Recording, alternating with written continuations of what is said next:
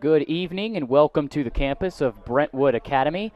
You are listening to the Behind the Crest Network alongside Austin Wright. I am Billy Derrick, and we are glad to be here on a beautiful campus here on Granny White Pike here in Brentwood, and a very great hospitality here in the booth here at Brentwood Academy. I'm joined here by Austin Wright. Austin, as we take a look at this matchup here between Father Ryan and Brentwood Academy, the first Division II 3A game of the season.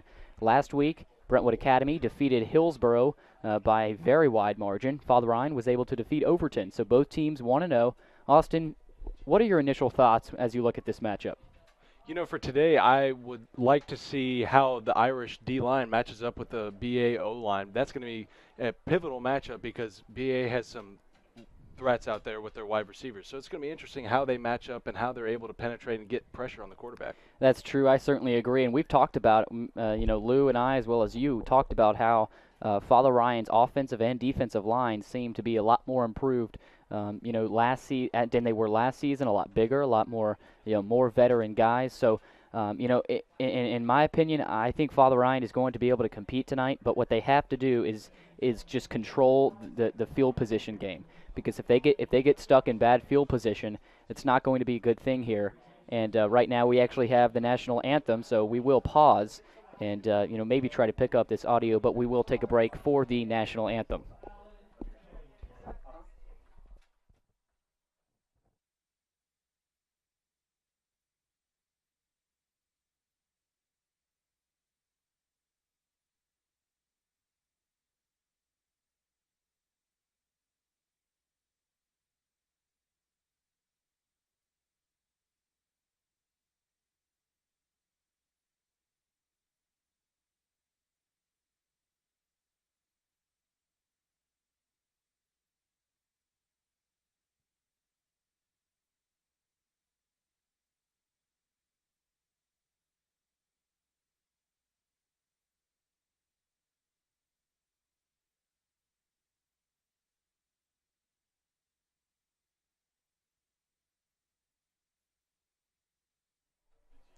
We are back here on the Behind the Crest Network. It was actually just a prayer break. We'll have the national anthem leading up closer to the game. But, Austin, let's resume our conversation here on the Behind the Crest Father Ryan pregame show. We were talking about Father Ryan's offensive and defensive line. You just mentioned how, if we can control the penetration of Brentwood Academy's defensive line, that's going to be a big key. Another key, I think, for tonight's game is Father Ryan's kicking game. Because if you saw last week, Zach Wesnowski, the freshman kicker, does not have as strong of a leg, probably because he's a freshman. But how big do you think that will play into this kicking game here tonight? Depending on the matchup, I think it'll be pretty pivotal, especially considering when the Irish, if they happen to be in some tough spots, that's going to be a critical point in which they will need some points because BA is very potent on offense. They really are, and let's talk about that Brentwood Academy offense before we dive into Father Ryan. We are just over 10 minutes away from the kickoff of tonight's game between Father Ryan and Brentwood. Let's talk about Brentwood Academy's offense. We saw last year Jeremiah Oatsvall, the very talented quarterback for Brentwood Academy. He's not here anymore. He is at Austin Peay. And we have Gavin Schoenwald as the quarterback at Brentwood Academy. They have a very dangerous wide receiver, number 27. If you're watching the game, if you're here, you're going to be seeing a lot of touches out of number 27, Cameron Johnson. He's a Vanderbilt commit as well as Gavin Schoenwald. So you have two Vanderbilt commits who will be hooking up a lot tonight in Gavin Schoenwald and Cam Johnson. So what do you think about this potent Brentwood Academy offense and maybe the Irish's defensive game plan tonight? As the Irish have prepared for the game this week, I really think that the secondary is going to be critical for how the Irish can handle those potent receivers you were talking about, especially and Cameron Johnson. And so it's going to be interesting to see how well they can match up with them with their cornerbacks and our strong safeties out there, because those are going to be pivotal matchups for how well the BA offense will move against the Irish defense. They certainly will, and I wholeheartedly agree because Coach Rector talked about it this week. This defense has to focus on the fundamentals of tackling. You can't try to do too much. Rector said, he has a lot of players that sometimes like to do too much when they're trying to tackle, but they just have to be solid in the fundamentals. Form tackling is key tonight for the Irish defense. Let's switch gears over to the Irish offense. They had 26. Was it 26 turnovers or 26 missed tackles on That's defense? correct. I don't, definitely not 26 turnovers. That'd be pretty bad. But sticking with defense, 26 missed tackles. So Coach Rector said he would like to cut that in half this week, and Yes. that'd be certainly key for the defense. But switching gears over to the offensive side for the Irish, quarterback Cade Pfeiffer, Seamus O'Connell, obviously two solid guys last week who performed very well. Definitely. What do you think Irish fans can expect to see from the offense tonight? For Cade Pfeiffer and Seamus O'Connell, I really think that they're going to have some critical roles against the BA defense. They're going to be, it's especially going to be interesting to see how Cade does, since he is more primary running as a quarterback, and it will definitely be interesting to see how he can handle the BA defense, and definitely Seamus with his big size and he also has some good mobility as well. It will be interesting to see how he can also handle the pressure from the BA defense. And Coach Rector said he will be playing both guys, throughout the season. Basically, how the pace of the game is going. If it's a more of a fast-paced game, up and down, he might want to slow it down with Cade Pfeiffer. If he wants to speed it up and get down the field, you might want to put Seamus O'Connell's legs on the field in that situation. So real quick, Austin, as we typically do, we've got 7.5 minutes until kickoff here on the Behind the Crest Network. We're going to give our predictions. Austin, you go first here. Father Ryan or Brentwood Academy? It's going to be a really tough matchup for the Irish. I'm expecting a lot out of them. They have improved very much over the offseason. They proved it to us against Overton. It was a very unpredictable game as far as what we knew. But from what I can tell, I really do think if the Irish commit to their fundamentals, if they do what they are supposed to do, I think they could win, but it is going to be by the slightest of margins, and it is probably going to be a very high-scoring game. You got a score? I'm going to go with about 40-35. 40-35, Father Ryan? 42-35, Father Ryan, yeah. Wow, okay. That is going to energize Irish Nation if that happens.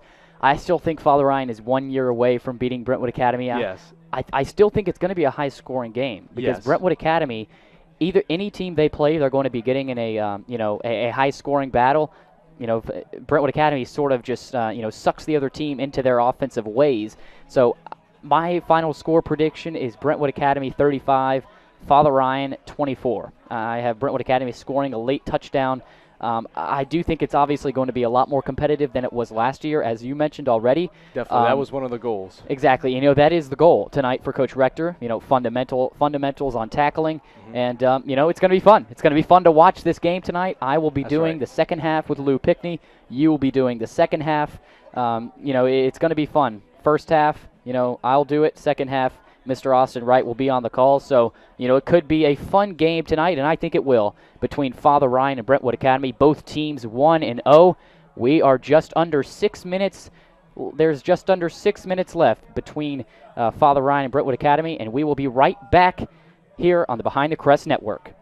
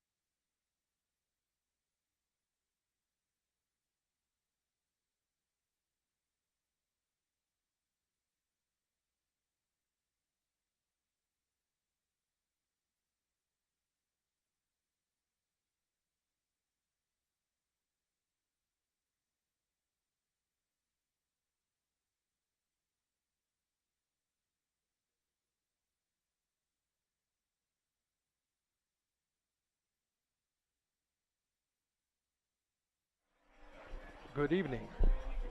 Welcome to Brentwood, Tennessee, where tonight Brentwood Academy plays host to Father Ryan High School in the first ever Division II AAA game as the Irish take the field. To your left, BA in red here on the near sideline. Lou Pickney and Billy Derrick with you here on the call for the Irish. Father Ryan coming into this game 1 week removed from a victory at Overton to start the season. And certainly Billy, Father Ryan hoping to build on this against the two-time defending champion BA Eagles. As you mentioned, Lou, Father Ryan defeating Overton last week, 35-12. And Father Ryan was not the only team with a good win last week. Brentwood Academy also defeated Hillsborough last week. So both teams 1-0, and they are confident. They are ready to play tonight's game, and it's going to be a fun game to watch here tonight. Lots of talent on the field, obviously, with Brentwood Academy. And Father Ryan has a lot of talent of their own, so it's going to be fun tonight, Lou. One note for Father Ryan, inside linebacker Montrell McKnight and street colos before the game, so it appears he will not be in there for the Irish inside linebacker. So depending on the health of Jalen Herod, the sophomore who's battling an ankle injury, be a challenge for the depth for the Irish at that position. So Brentwood Academy prepares to kick off. They won the opening toss and deferred, so a relative rarity for Father Ryan to receive the opening kickoff.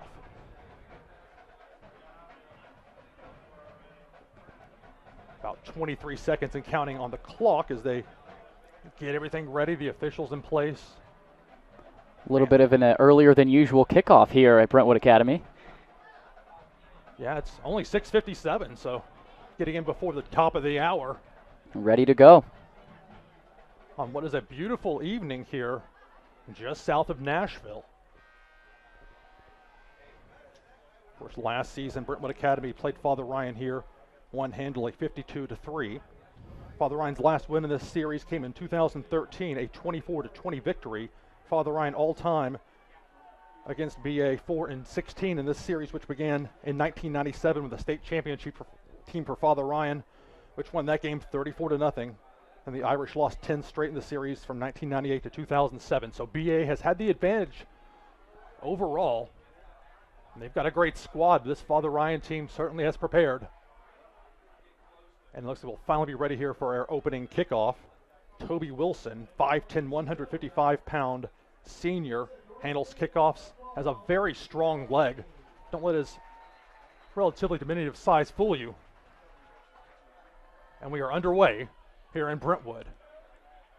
Kickoff goes well into the end zone and will be an automatic touchdown. So Father Ryan will start this game 1st and 10 at their own 20-yard line here in Brentwood. Let's see what Cade Pfeiffer and this offense has tonight for the Irish fans as the Irish offense jogs out onto the field.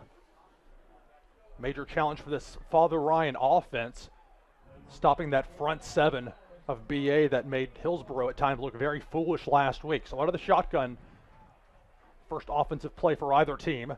With two receivers on either side, Pfeiffer will hand it off to Jackson Bird, and he'll get maybe back to the line of scrimmage. Several players for BA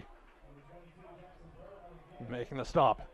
Last week we saw lots of space, lots of room for Jackson Bird against Overton. You may not be able to see as much space as we see BA running a 3-4 defense. Lots of big defensive linemen up front for the Eagles. They've got some guys that play on both sides of the ball, just as Father Ryan does as well.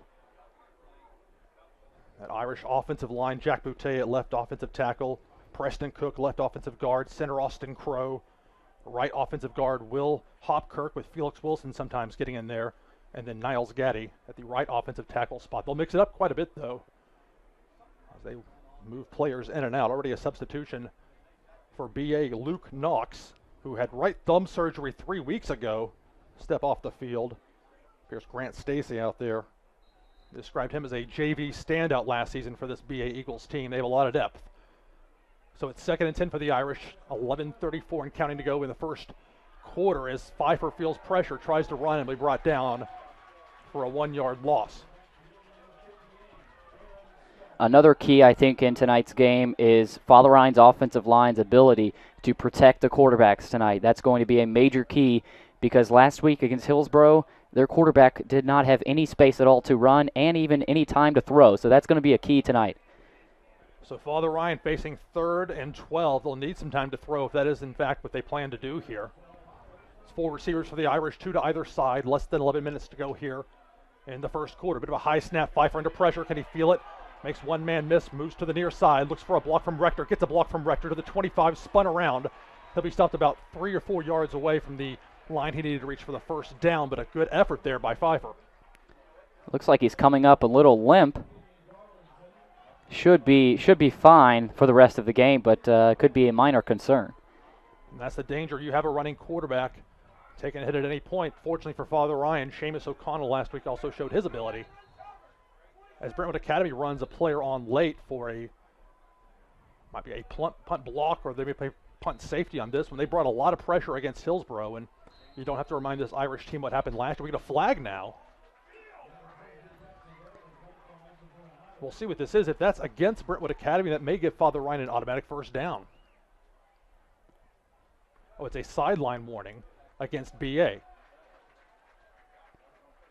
And Lou, I think this is in part due to the early issues here. Brentwood Academy subbing players in and out. You saw it on the kickoff. You saw it here on defense. Well, it's just a warning, so it was not actually a penalty. It will be if it happens again. Remember, Overton 1 week ago had an early situation like that as well, as the punt is away. A fair catch made at the 39-yard line. No return for Daniel Taylor for BA. And Lou, here on offense for the Brentwood Academy Eagles, we will see Vanderbilt commit Gavin Schoenwald. He is a very tall guy, 6'5", 225 pounds, according to Max Prep. So, you can never be official there, but he is a big guy. And, we were talking before the game off air about how we compare him to maybe Ben Roethlisberger. He's got that kind of toughness. Played tight end 1 season ago. Now the starting quarterback for this BA team. They're going to go 4 wide receivers. Check that 5 on first down. Throw into the slot, in and out of the hands of Cameron Johnson. They'll set up 2nd and 10 for Brentwood Academy at their own 40-yard line. 9 minutes, 59 seconds to go. First quarter, no score. Father Ryan and BA. And there you see first play. They're going right to Cameron Johnson. They're not going to shy away from heading his way because he is one of the most talented players in the state. With a tight end, it's 2 receivers to the near side, 1 to the far on 2nd and 10. Schoenwald rolls out as a completion to Johnson, does a spin move at the 45-yard line, finally brought down to the Father Ryan 43. Looks like Marcel Fogg in there for Father Ryan, also Nick Watson. Go ahead. I was going to say it's enough to move the chains as BA gets to the line quickly. 1st and 10 Eagles, 9:48 to go, first quarter, no score. Brentwood Academy trying to get its first offensive drive going. The ball is fumbled and it's loose. Father Ryan jumps on it. It'll be Irish ball, the first turnover of the game.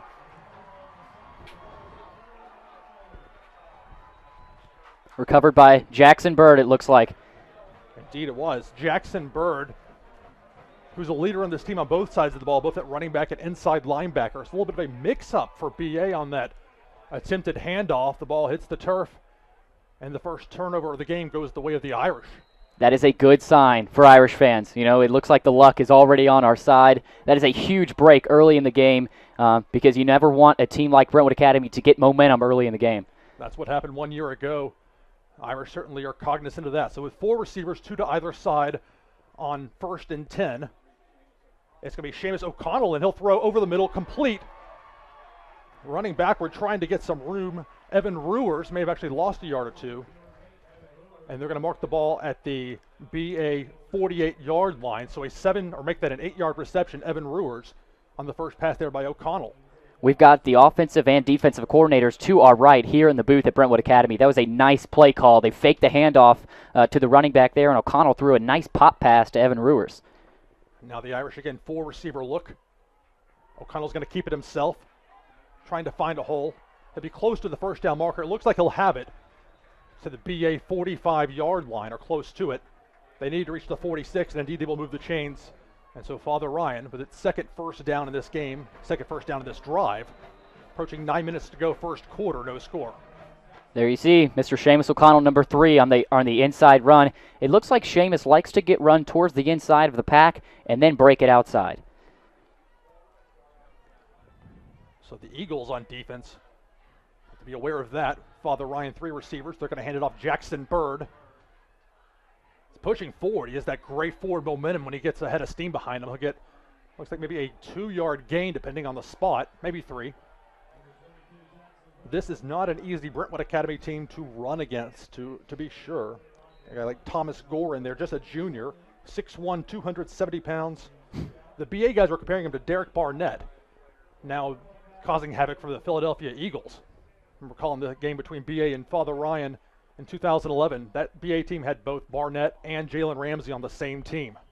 Oh my God. It's quite the challenge. So now Whistle, as they're going to have to reset the play clock, it's nice to have that tonight. At Overton 1 week ago, the play clock was not functioning. It's fair for both teams, but it does make it difficult to be aware. 8 minutes to go, first quarter, no score. Irish 2nd and 8 with 3 receivers to the far side. They're going to run it to the near side. Jackson Bird tries to make a man miss, does not. He'll be brought down for a minimal gain. And that's Kenyon Garlington. Garlington, who opened the game 1 week ago for BA with a kickoff return for a touchdown. They're on defense, able to stymie Jackson Bird and Father Ryan. You have to have a solid commitment to the run, certainly, but BA has been up to the task thus far to contain it as far as the running game with running backs goes. But of course, Irish with O'Connell at quarterback as a threat to run. So 3 receivers to the far side, 3rd and 8 for the Irish. Under pressure, O'Connell makes one man miss, but it'll be brought down for a sack at the BA 49-yard line. That was strong safety Jack Victory coming in and making the sack on Seamus O'Connell. O'Connell had absolutely no time to do anything with the ball on that play. Wasn't much that you could do in that point. Don't want to make a stupid throw. Play within your game. So it'll be Jackson Bird, who does just about everything for this Irish team. Had 1 punt earlier. Appears likely to punt for the Irish here. Indeed, he will. 1 receiver is back for BA, Daniel Taylor. Taylor makes the reception at the 11. Brings it to the near side. A few Irish around him try and force him near the sideline. Finally forced out of bounds at the 25. And that is where Brentwood Academy will begin their 2nd drive of the game. So no score, 6:39 to go here in the first quarter. Father Ryan at Brentwood Academy.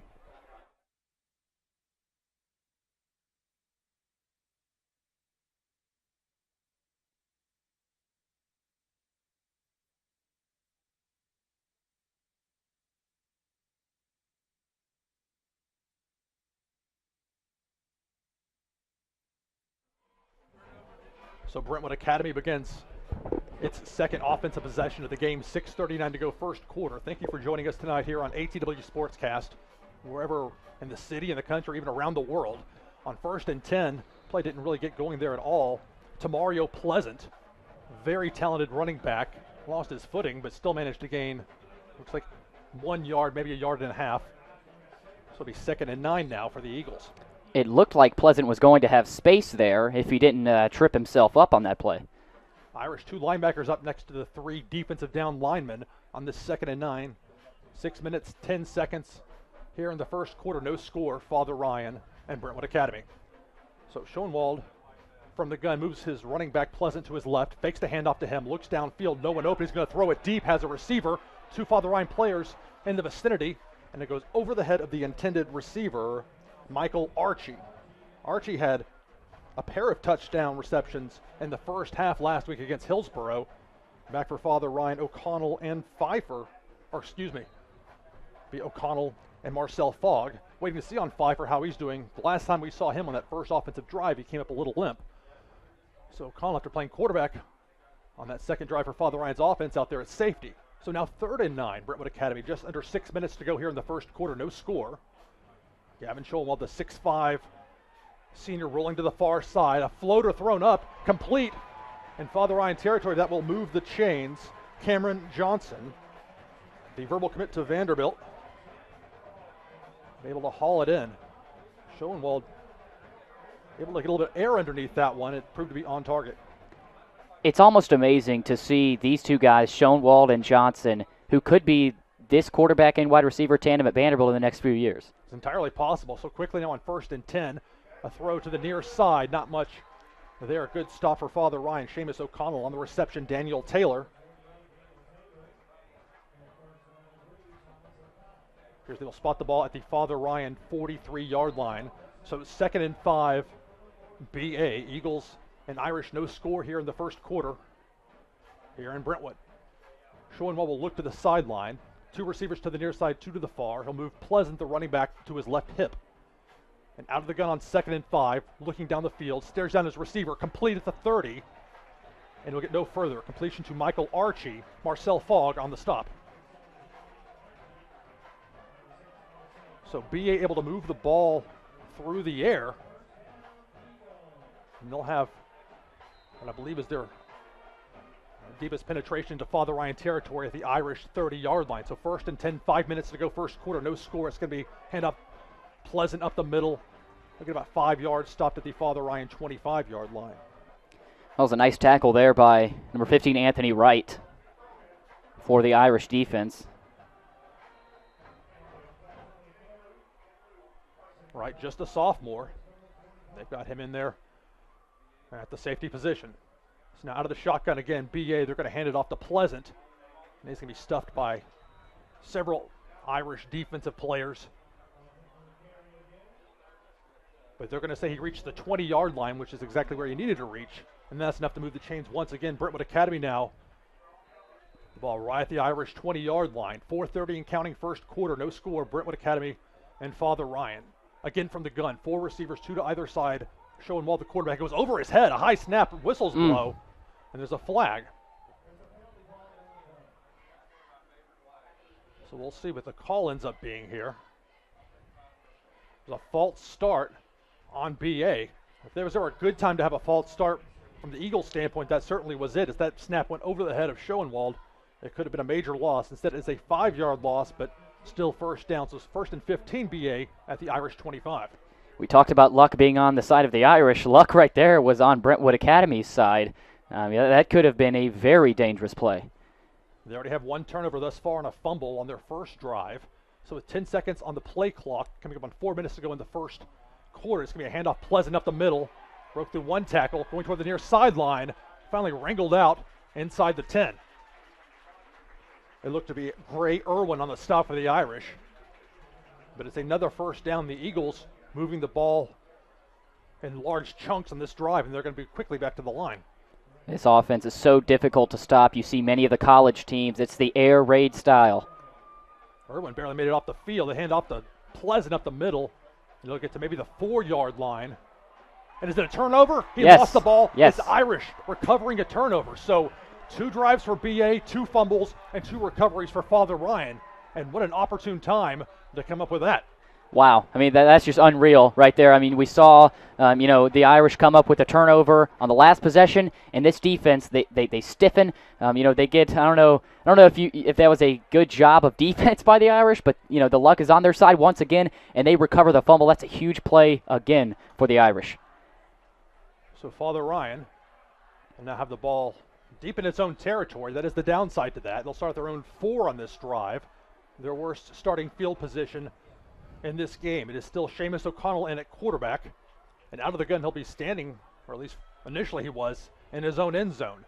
1 receiver to the far side, 1 to the near. A bit of a larger set in there for the Irish. Less than 4 minutes to go in the first quarter. They're going to run it to the near side. 1 or maybe 2 yards tops for Jackson Bird.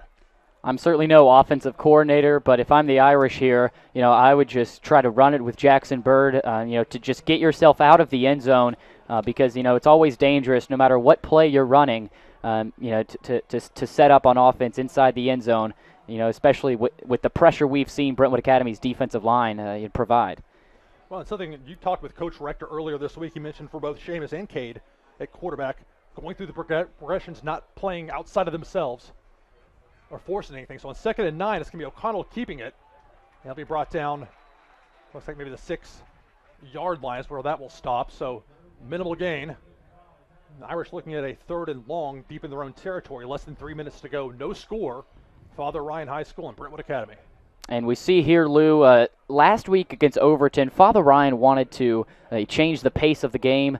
But Brentwood Academy, they want to speed the game up. They're, as I mentioned, the air raid style. But right here, there's already 15 seconds left on the play clock. No, Father Ryan certainly wants to slow this game down, because Coach Rector realizes, the pace matchup he could be getting himself into. So 5 seconds on the play clock. They'll need to get it snapped here to O'Connell. He's going to roll to the far side, look for a receiver. He's got 3 of them to choose from, so he'll keep it himself. and be brought down just shy of the 10-yard line. He needed to get to the 15 for a first down. And so with that maybe 2-yard gain, a little bit more space for what you would presume is a punt here for the Irish deep in their own territory. So we approach the 2-minute mark here of the first quarter. Still no score, Irish and Eagles. And they actually left the offense on the field, further time than usual, but the punting team will be on the field now. Would have been something to see them put the offense out there. They haven't started the play clock yet, so a little bit of time. And it is Jackson Bird in the Father Ryan end zone to punt. Good snap. Gets it away. A wobbler toward the near side will bounce. The Father Ryan 40 take an Irish bounce to the 44-yard line, and that's where Wyatt Rector will stop it dead. So roughly 30 or so yards netted on that punt with no return. And BA has their best starting field position of this game at the Irish 44-yard line. 1:35 to go, first quarter, no score. And Lou, we saw the last two possessions, the first two possessions of the game for Brentwood Academy. They basically drove down the field. The last possession got within the red zone, within the 5-yard line, and they ended up fumbling the ball once again. Let's see what they can do here on their third drive of the game. Gavin Schoenwald as a whistle blows. Official on the far sideline indicate is a timeout for Father Ryan. We'll take one as well. 1:35 to go, first quarter. No score between Father Ryan and Brentwood Academy.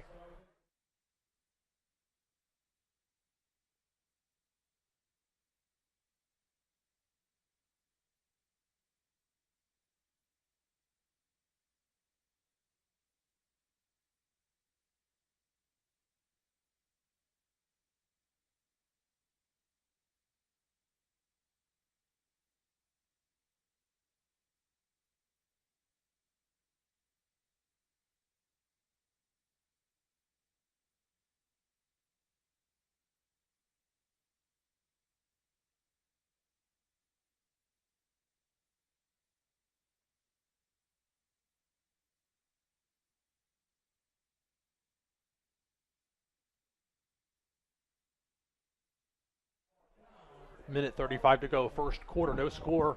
Brentwood Academy and Father Ryan. Lou Pickney and Billy Derrick here with you on the call. This beautiful late August night here in Brentwood. So on 1st and 10, Schoenwald be a handoff for BA. It'll be a 4-yard gain to Aaron Dewar. Started 1 week ago for BA. Although with him and Tamario Pleasant on this team, got multiple weapons at the running back position. So a 4-yard gain sets up 2nd and 6 at the Irish 40 with 4 wide receivers, 2 to either side. It's going to be a keeper. Schoenwald will have the first down to the 30, to the 25. Finally brought down to the 22-yard line. Good job by Schoenwald on that one. Marcel Fogg looked to be in there making the stop for the Irish. And that is the secret weapon tonight for Brentwood Academy because, we know they're going to be handing off to the running backs a lot tonight, but every now and then you will see Schoenwald keep it, and more than likely he'll have a big gain like he did on that play. So with the newer the running back to his right, Schoenwald fakes to him. It's a throw to the near side. Forced out of bounds almost immediately by Fogg. Reception by Michael Archie. Again, to reiterate, he had 2 receiving touchdowns in the first half last week. One of Schoenwald's favorite targets. Less than a minute to go, first quarter, no score. Father Ryan and Brentwood Academy. The Eagles looking at 2nd and 7 at the Irish 18-yard line. This is the third possession for those of you just joining us for BA. They've had fumbles that ended their first 2. Father Ryan winning the turnover battle. But they're going to stop here, and that's exactly what they do. And it looked like Jackson Bird in there, among others, for that Father Ryan defense. That was a very nice tackle there by number 26, Ben Smith. Jackson Bird also in there to make the tackle. Father Ryan's linebackers have to show up tonight in run support, because that's obviously always a key. Especially Ben Smith playing that outside linebacker position. You don't want to give up that sideline. So on 3rd and 7, 13 seconds and counting here in the first quarter. It's going to be a pass. Check that'll be Schoenwald running with the ball, and it'll be brought down shy of the first down marker. Appears to be the 13-yard line. Sets up 4th and short, and that ends the first quarter. So Brentwood Academy knocking on the door, but nothing yet. After 1 quarter, your score, Father Ryan 0, Brentwood Academy 0. We'll be back in just a moment here on ATW Sportscast.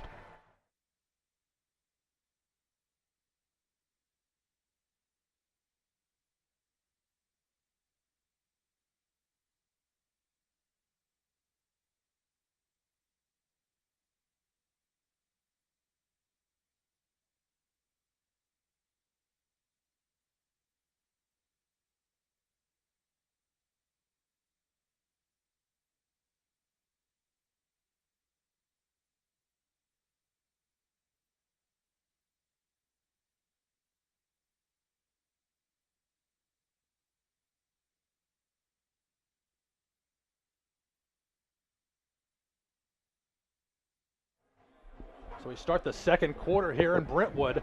Father Ryan and BA tied at 0, no score, and a 4th and short for the Eagles inside the Father Ryan red zone. And we noticed Billy there during that break, Coach Rector giving some instructions to the Irish.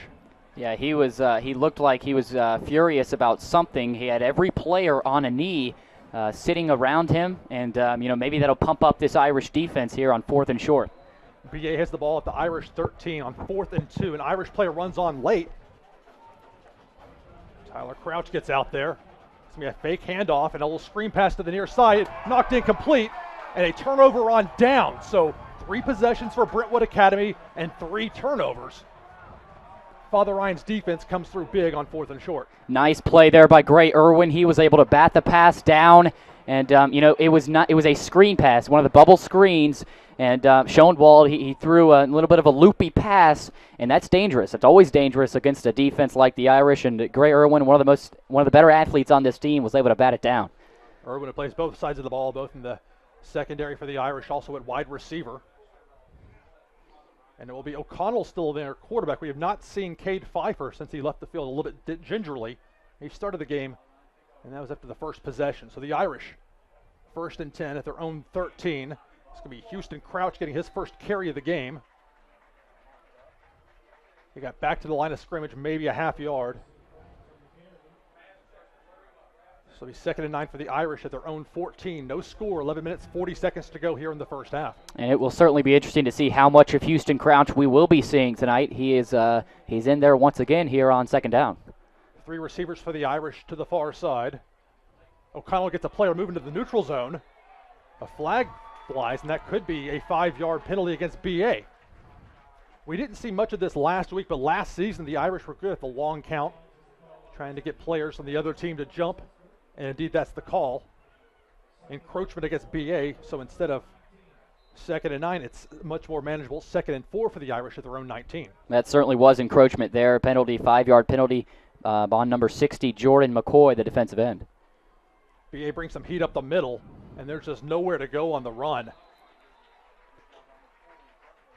Houston Crouch had absolutely nowhere to go. Multiple linebackers up the middle, selling out against the run, expecting on 2nd and 4. Indeed, that was the call, and that moved the Irish back to their own 17-yard line, 3rd and 6. Interesting play call here for the Irish offense. Let's see what they go with. Will they try to throw a screen pass, or will they try to maybe take a shot deep? Jackson Bird, the running back to the left of O'Connell, with 3 receivers to the far side. 7 seconds in the play clock. O'Connell looks to the sidelines. 4 seconds. They need to hurry. 2 seconds. 1. Gets the snap off just in time.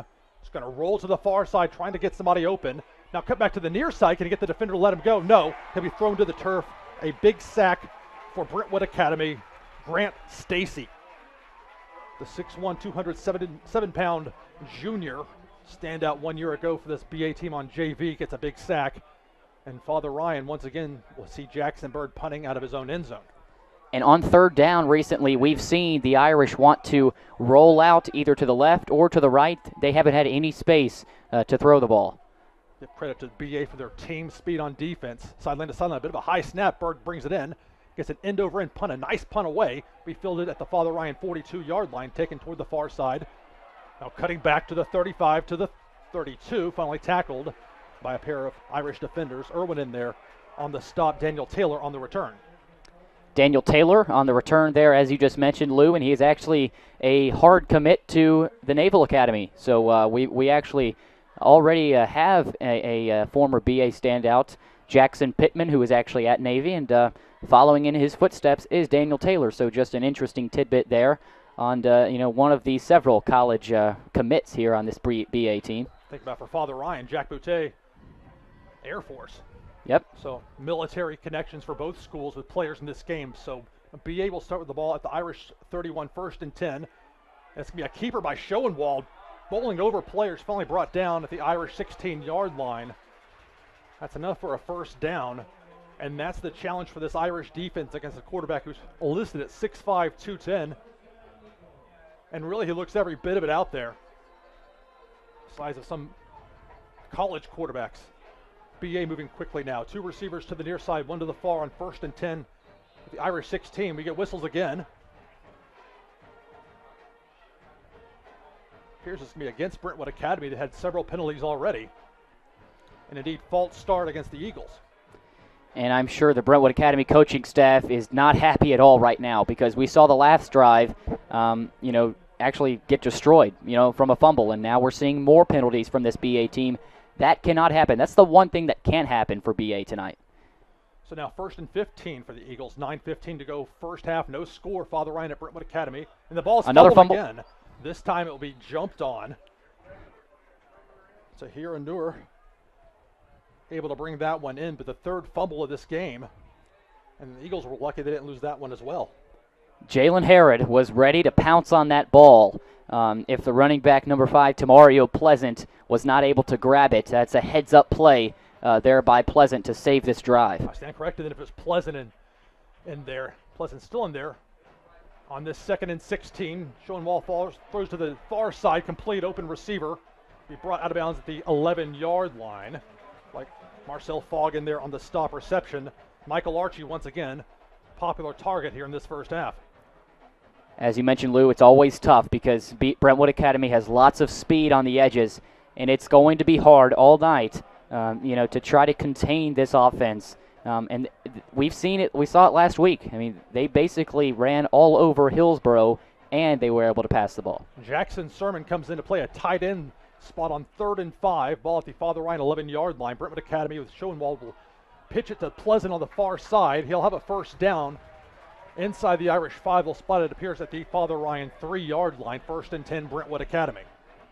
And if you're Father Ryan's defense, you have to just give credit to Brentwood Academy on that play. You have quarterback Gavin Schoenwald there. He has the ability on that play to fake the pitch and continue to run, but Father Ryan overcommitted, and you saw another first down. Quickly again with 3 receivers on 1st and goal. It's a handoff Mario Pleasant to Mario Pleasant into the end zone for a touchdown, Brentwood Academy.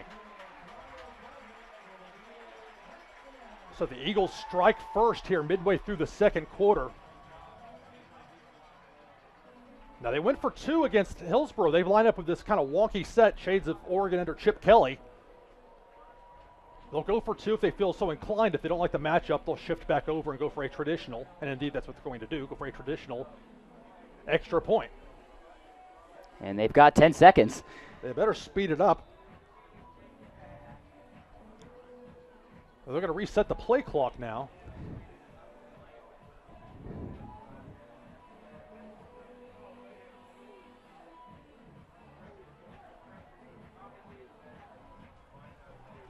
Well, the referee is noting looks like a substitution infraction against. They pointed toward Father Ryan. They're not moving the ball, so I don't know what to tell you on that. Whatever the case, BA after the touchdown run by Pleasant will look to get the extra point right here. Toby Wilson, the senior. It's a good hold. The kick is up. High spinning kick through the uprights. It's good. So with 8 minutes, 24 seconds to go here in the first half, your score, Brentwood Academy 7, Father Ryan 0. Be right back here on ATW Sportscast.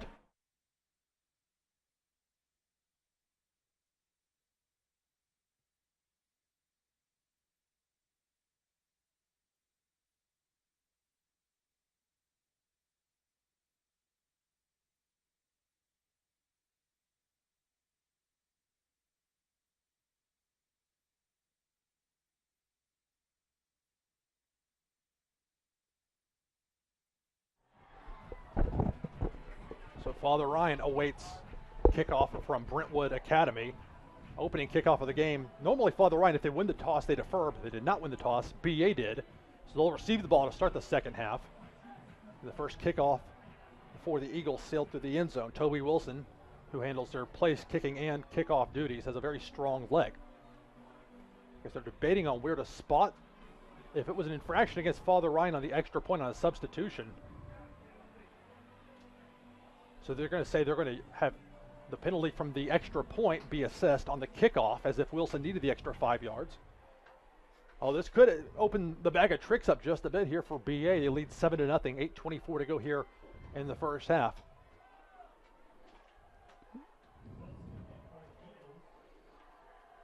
Two players deep for Father Ryan. William Riley on the near side. And maybe Gray Irwin on the far. Tough to tell from this angle. He'll kick it deep. The 5 yards meant nothing as it goes into the gaggle of kids over there beyond the far side. It's not a souvenir. You got to give it back. So it'll be Irish ball, 1st and 10 at their own 20-yard line. Important right here, I would suggest, Billy, we talked just a moment off air, this Father Ryan defense to be able to catch its breath on the sidelines. The offense really needs to get a sustained drive going, if at all possible here. Certainly, without a doubt. In these types of fast-paced games, Brentwood Academy usually sort of sucks the other team into their type of game. Father Ryan cannot get into that. This offense has to slow things down, and they're going to probably rely on Bird here. It's a 3-receiver look, fakes the crouch. O'Connell throwing deep, has a receiver open, but about 3 or 4 yards over the head of Gray Irwin. Irwin had a step or two over a pair of defenders for BA as Father Ryan tries to stretch the field, but just a bit too much mustard on that one from O'Connell. Right as I say that, right as I say they're going to run the ball a lot, they try to throw it deep. That was a nice play call, try to surprise this BA defense, and they are going to need all their bags of tricks here tonight. So 2nd and 10 Irish, 8:18 to go. First half, BA leads 7-0. Father Ryan at their own 20 with 2 receivers to the near side, bringing H-back over, blocking for Crouch, and he's going to lose yardage. Houston Crouch had absolutely nowhere to go on that play. Jackson Sermon, the 6'2", 220-pounder. The verbal commit to Washington. His dad, defensive coordinator, was at Mississippi State, now at Louisville. Of course, memorable for his time with the Tennessee Titans. So now they're going to say 3rd and 23 with the ball at the Irish 17-yard line. They need to get the ball to their own 30 to get a first down. So they'll have a trip receiver look to the far side, 1 receiver to the near side. O'Connell at quarterback, Jackson Bird to his right. A flag comes out. Not sure if Father Ryan was trying to get BA to jump, but whatever the case, it will be against the Irish. So Father Ryan, as if 3rd and 13 wasn't more difficult enough, it'll be 3rd and 18 with the ball at their own 12-yard line for the Irish. So they'll wind the clock, 7:30 to go first half. Father Ryan facing a 3rd and long. O'Connell running toward the near side, makes 1 defender miss, a second, slips through, cuts back upfield, and will finally be brought down at the 22-yard line, about 8 yards shy of the line to gain for a first down, but this will buy Jackson Bird room to punt. Good effort there by O'Connell. Made a couple of guys miss, but BA is so fast laterally, it's very difficult to cut it back up the field and get major yardage against them. As we all know, O'Connell is quite the shifty player, very elusive. He made quite the move there, but it was not enough to gain the first down. Father Ryan spacing things out a bit for this punt. BA so good at the punt blocking, they'll get it away. Be fielded by BA at the 43-yard line. Makes Rector miss, past midfield. Finally brought down by Irwin. So Brentwood Academy once again will have an offensive drive starting in the Father Ryan zone. Return from Daniel Taylor to give the Eagles pretty good field position once again. And we've talked about this throughout the game, Lou. This is a big key, the field position. If Brentwood Academy starts, past the 50-yard line every possession, that gives an advantage to the Eagles automatically. If you're Father Ryan, you would like them to start, beyond the 40 and maybe even past the 30-yard line, offensively. BA leads Father Ryan 7-0, 1st and 10. Fake the handoff, be a throw to the near side to the 40, down probably enough to get a first down. Good reception there, Preston Sagan. Number 14, Connor Woodley is in the game now for Brentwood Academy at quarterback. Not sure what happened with Gavin Schoenwald. Well, they've mixed it up a bit. They do like to go with that second quarterback with Woodley. He was in more later when the game was out of hand against Hillsborough 1 week ago. A flag flies. Appears to be another false start. Indeed it is against Brentwood Academy. So they'll move back 5 yards. Now 1st and 15 at the Irish 41-yard line.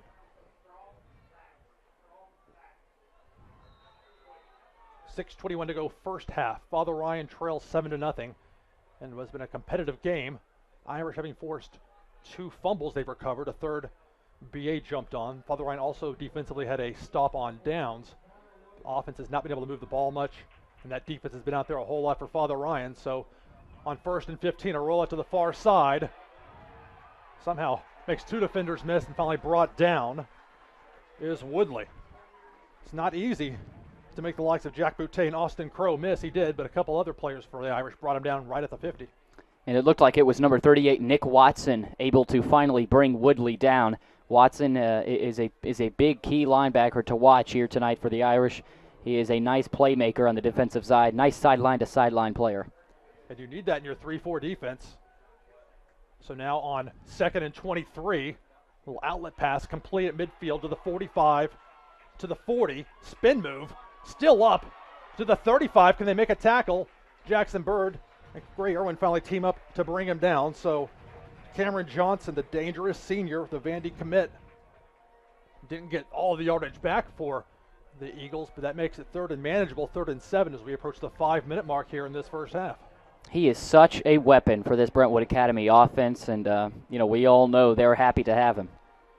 So 4-receiver look here for the Eagles on 3rd and 8, they'll say. Just under 5 minutes to go first half. Throw over the middle, complete. Managed somehow to get it through the wickets. Receiver be brought down around the 14-yard line, so 3rd and long, Brentwood Academy converts.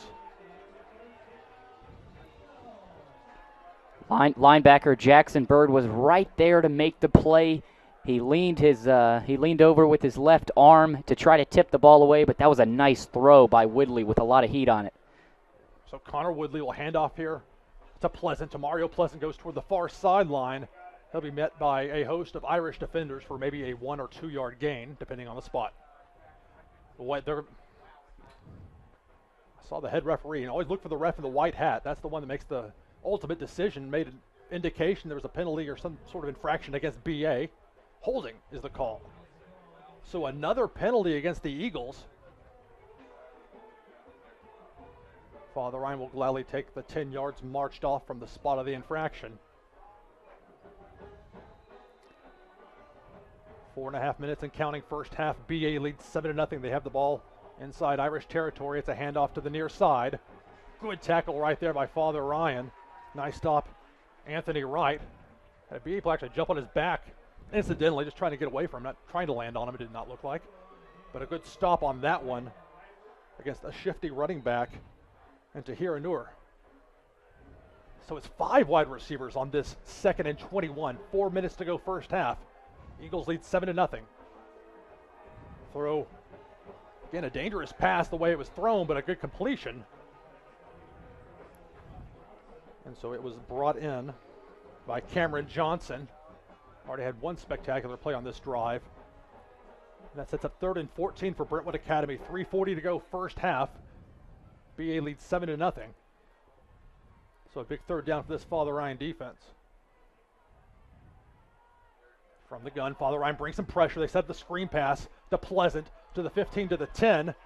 He'll be shy of a first down, and this creates a very interesting decision for BA.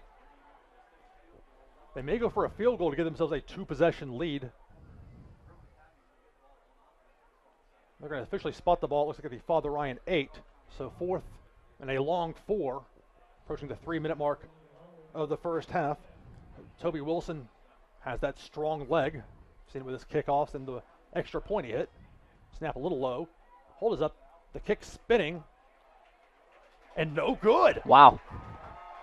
So the normally reliable kicker for Brentwood Academy misses what will certainly give Father Ryan a boost. And we knew coming into this game for Father Ryan against BA, which before the season, the Tennessean deemed as the #1 team in the mid-state, and with reason, 2-time defending champs.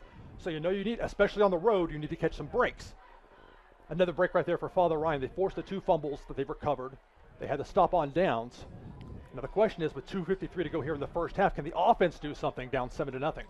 And if you're Coach Rector right now, you have to be pleased with what's happened tonight, with what has gone on.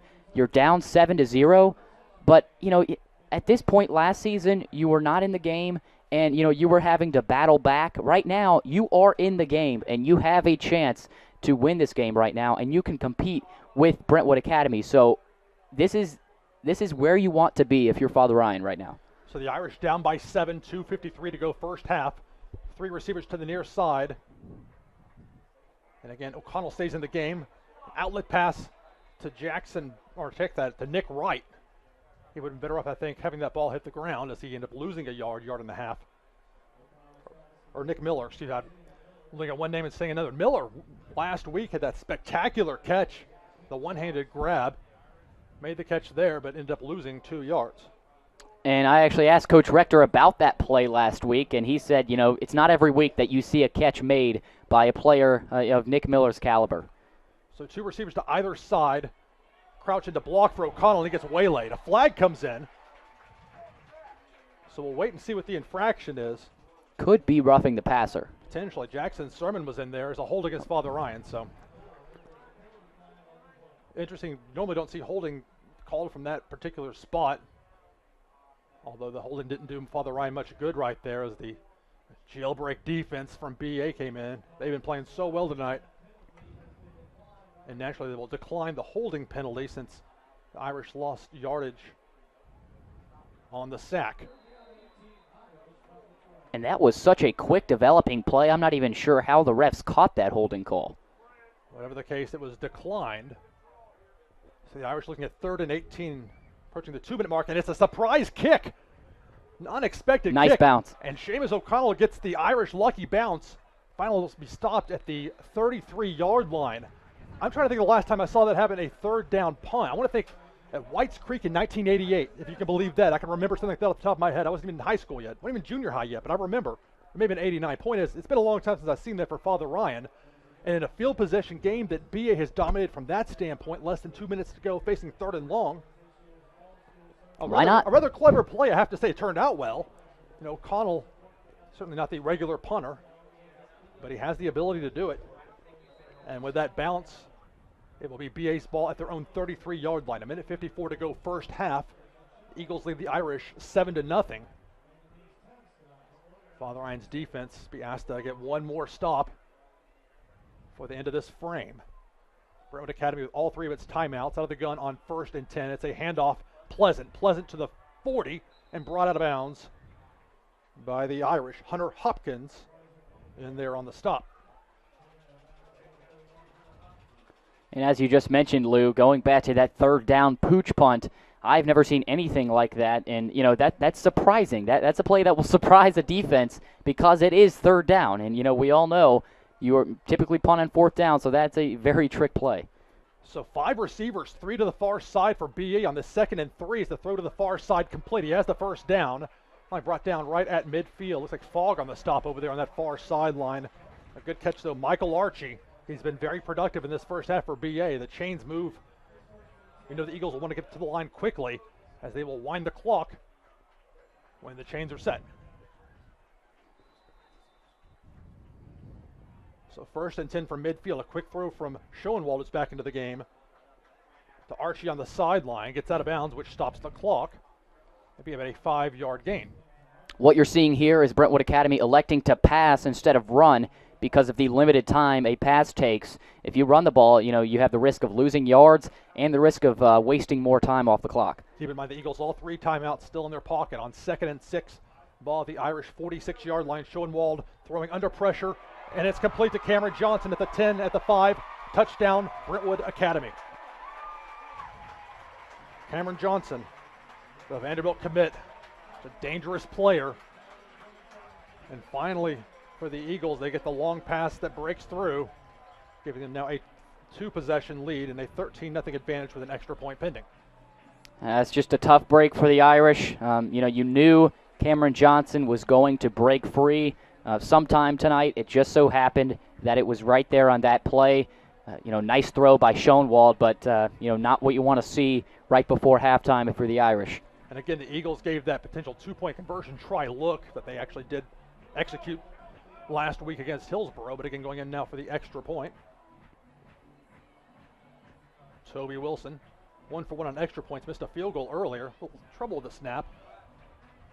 Kick again into the collection of kids there behind that far field goal post. It's good. So 1:26 to go here in the first half.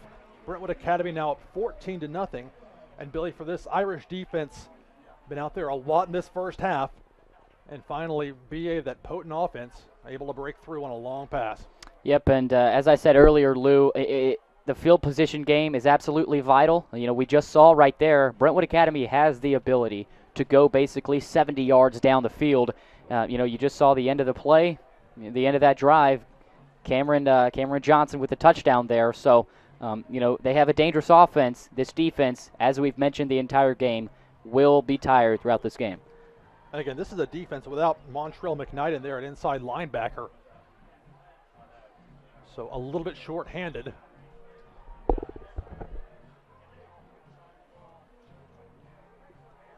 Irish will await the kickoff from Toby Wilson. His first 2 kickoffs have gone through the end zone for a touchback. We'll see here. He could squib it, considering the minute 26 to go here in the first half. Instead, he'll go a long end-over-end kick. Will cross the goal line for the automatic touchback. So the Irish will start at their own 20-yard line. They have 2 timeouts remaining, a minute 26 to go here in this first half. And if you're the Irish right here, you always need points, but right now you need points desperately. It's not going to be the end of the world if you go down at halftime down by 2 scores, but if you get a field goal at least here, you're only down 14-3, and if you can get a touchdown, that would be ginormous for the Irish here. It's going to be a tall task, but we'll have to see here on this drive. Wesnowski, the freshman kicker, does not have the strongest of legs. So you figure they need to get pretty close if he's going to attempt a field goal. So 1st and 10 Irish at their own 20, minute 26 to go. Be a run, Jackson Bird, and he'll lose maybe 2 or 3 yards on that one. BA sniffed it out right from the start. And it looks like to me that Jackson Bird has not, as there's a timeout on the field, Jackson Bird has not had any space tonight. It's not easy to see that if you're a player like Jackson Bird. But it's always tough when you have a guy like him being contained, and you're trying to search for answers offensively. And part of the challenge also for this Father Ryan offensive line, and again, they played a lot better than what I saw Hillsborough with a pretty decent offensive line that looked foolish at times. That's not a knock on them, just a reality that BA has an excellent defense. But for Father Ryan, the challenge now trying to get some openings for that running game. You have to stay committed to the run, even down by 2 scores. Notice Brentwood Academy using its first timeout. If the Irish try running it on 2nd and 3rd, in theory, BA could use those timeouts, get the ball back, and try and get one more crack at the end zone. Of course, Father Ryan now looking at 2nd and they're going to say 11 with the ball at the Irish 19-yard line after the 1-yard loss on the run by Bird. Whether it's been Bird or Crouch in there at running back, it's not been a slide on them. There just has not been daylight. Look at the size on some of these guys. Thomas Gore, 6'1", 270, defensive end. So the Irish with 3 receivers to the far side on 2nd and 11. O'Connell's going to run to the near side. Nice play. A little hair under it. It's caught by Jackson Bird. It'll be a first down, brought down at the Irish 46-yard line. You can tell that was not the most conventional plays, the way that O'Connell was holding the ball and looking, waiting for Bird to get some separation. Throw was on the money. Bird managed to bring it in, and the Irish now are on the move. And that's what we're talking about. If they can get any kind of point here, field goal or a touchdown would be ginormous. And this is where you see Father Ryan more comfortable getting up to the line of scrimmage quickly. That's more their typical approach. A minute 11 to go here in the first half. 4 receivers for O'Connell, keeping himself running up the middle to the 50 into BA territory. He brought down the Brentwood Academy 48-yard line. The clock continues to run, less than a minute to go. The Irish with 2 timeouts, don't want to burn one here if they can help it. But they're going to have to scamper back to the line quickly. So 3 receivers to the near side, 1 to the far. On this 2nd and 5. O'Connell under pressure, throws a wobbler downfield, and it is intercepted. The ball comes loose, but after the player is thrown to the ground, picked off by Kenyon Garlington. Irwin may have gotten him by his jersey to bring him down. Not sure there, but he was down, so O'Connell, the throw under pressure. It's the first turnover tonight for Father Ryan. Jackson Sermon with the pressure there. As we mentioned already, the Washington commit, he forced the interception by Seamus O'Connell. Brentwood Academy has been bringing the pressure all night tonight. I mean, it's so tough on an offense, especially the quarterback, obviously, when you're being hounded by the defense. It's always tough to run the ball and much less pass the ball because it has been hard all night for the Irish offense. Coming to this game, Father Ryan had no false thoughts of this being an easy one. This is a very talented BA team. They lead 14-0, 41 seconds to go. Schoenwald will keep it himself on 1st and 10. Held a first down, which will stop the clock. And they'll spot the ball, looks like the 23-yard line of BA. 33 seconds to go. They're going to move quickly back to the line. 3 receivers to the far side, 2 to the near. And Schoenwald, the senior quarterback, out of the gun. Irish only bring 3, drop 8 back into coverage, throws to the near side, and hits the ground incomplete with 25 seconds to go here in the first half. Preston Sagan, the intended receiver. And that's almost an effective play for Brentwood Academy there. It stops the clock at 25 seconds. But if you're the Irish defense, you cannot allow a score here. 21-0 at halftime is not what Coach Rector wants. 14-0 would be much more manageable for them to stay in this game. So we get a 5-receiver look, 3 to the far side. Schoenwald, the quarterback. They're going to set up the receiver screen to the near side, complete to the 30, to the 35. Hopkins makes a stop. Good play by Hunter Hopkins to stop the forward progress right there for Garlington, but it's still enough to move the chains for the first down. He went out of bounds, so the clock stops. And unless I'm reading the play wrong, they will not wind it again, as indeed he did go out of bounds on that play. So 1st and 10 BA, 17 seconds to go in the first half. The Eagles lead 14-0 and have the ball at their own 41-yard line. And Lou, I'm just kind of glancing at some of the defensive players here for the Irish. They are huffing and puffing, and they look like they are gassed here as the half approaches. They could use that halftime breather. They got to get there first on 1st and 10. Schoenwald under pressure, swarmed, gets away from a couple of Father Ryan defenders, throws downfield, complete at the 45-yard line into Father Ryan territory. He's wasting time. 3 seconds. He may not be aware. It's going to hit 000. The clock hits 000. And all that effort is for naught. So a long completion for Brentwood Academy, but the first half ends. So Father Ryan defensively hanging in there about as well as you could hope. Got to see what kind of offensive changes they make at halftime. So your score at half, Brentwood Academy 14, Father Ryan 0. Coming up, we'll have a halftime presentation for you.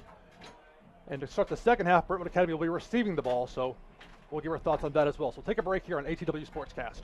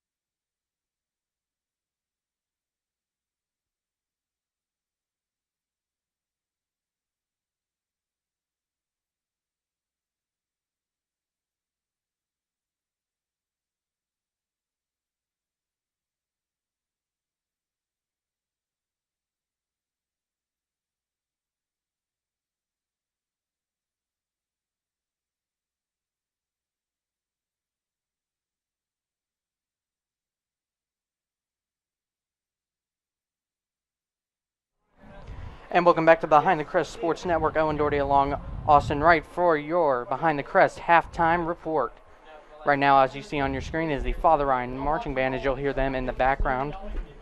14-0 at halftime here at our 15-minute break. Austin, what do you see so far from the Irish? You know, last year, 42-0 at halftime. That's right. Only 14-0 and a late 14, as it was 7-0 most of the first half. Irish doing a great job defensively, but starting to look a little gassed there at the end as the offense consistent 3-and-outs. You know, that's right. Although they're being shut out right now, they are playing a phenomenal game against this #1 team in the state in BA. I've really seen a good improvement in them. They're really holding them to a good margin right now, especially considering, like you said, from last year. So it's a much improved team. So it should be an exciting second half, but they are gassed on defense, like you said. Yeah, and you know, and as we saw, offensive line a little undersized compared to this very big front of Brentwood Academy. Brentwood Academy got multiple D1 commitments on their defense, especially in their secondary, as well as a very big and fast defensive line, getting to O'Connell and Pfeiffer, who both kind of running out of options but are making the best with what they can get. No doubt. They've both been having a pretty good game. Cade did have a tougher first half in the game, and but Seamus was making up a good game for the rest of it, and should be an exciting second half for the Irish and should be an interesting matchup for the QBs. Yeah, Irish, they got to figure out how to get this running game going. They are an undersized defensive line, but there are ways we saw where they can move the ball. They just have to learn how to do it consistently when it gets here. That's what this halftime is going to be about. It's like, what adjustments can we make to get the run game going? Because we've seen moments in the passing offense where they're looking pretty good, but now they have to get the run on board so they can buy it, so the defense has to buy into both. Yeah, that's right. For Father Ryan, I definitely think that's going to be a huge part of it, because with the running game, you're able to manage the clock more. You're able to slow down the game and run it at the tempo that you want, and it can definitely keep options open, such as a play-action pass for the offense as well. It keeps the defense on edge, especially when they don't have to deal with just a passing offense. So they definitely do need to establish the ground game in the second half. And we know the Irish can, because as you saw last week, up in the 30s for this Irish offense, but in the whole district, nothing really up scoring. In fact, we actually have a few scores that may shock you. Here's some other things going on in the region. Macaulay up 17-0 on Madison Academy. Knoxville Catholic up on Baylor 17-14. CPA is up on Ensworth 14-0. And the one that's shocking me the worst right now, at half so far, Pearl Cone shutting out MBA on the road 12-0. I know, that's an impressive score right there for Pearl Cone. That's an interesting development. The NBA has got another good team this year, but that is quite an interesting score to see for around the region. Definitely can't wait to get my hands on some of that game footage. Still waiting on updates from the Lipscomb Academy at Pope John Paul II High School. JP2, of course, the other Catholic school in the mid-state area with the football team. St. Cecilia, of course, all-girls school, no football. But they had their own home opener tonight. There are home opener in 2 weeks. Next week, Stratford High School. That's right. We will be there. We hope you'll be there or not, but as always, you can always join in with us.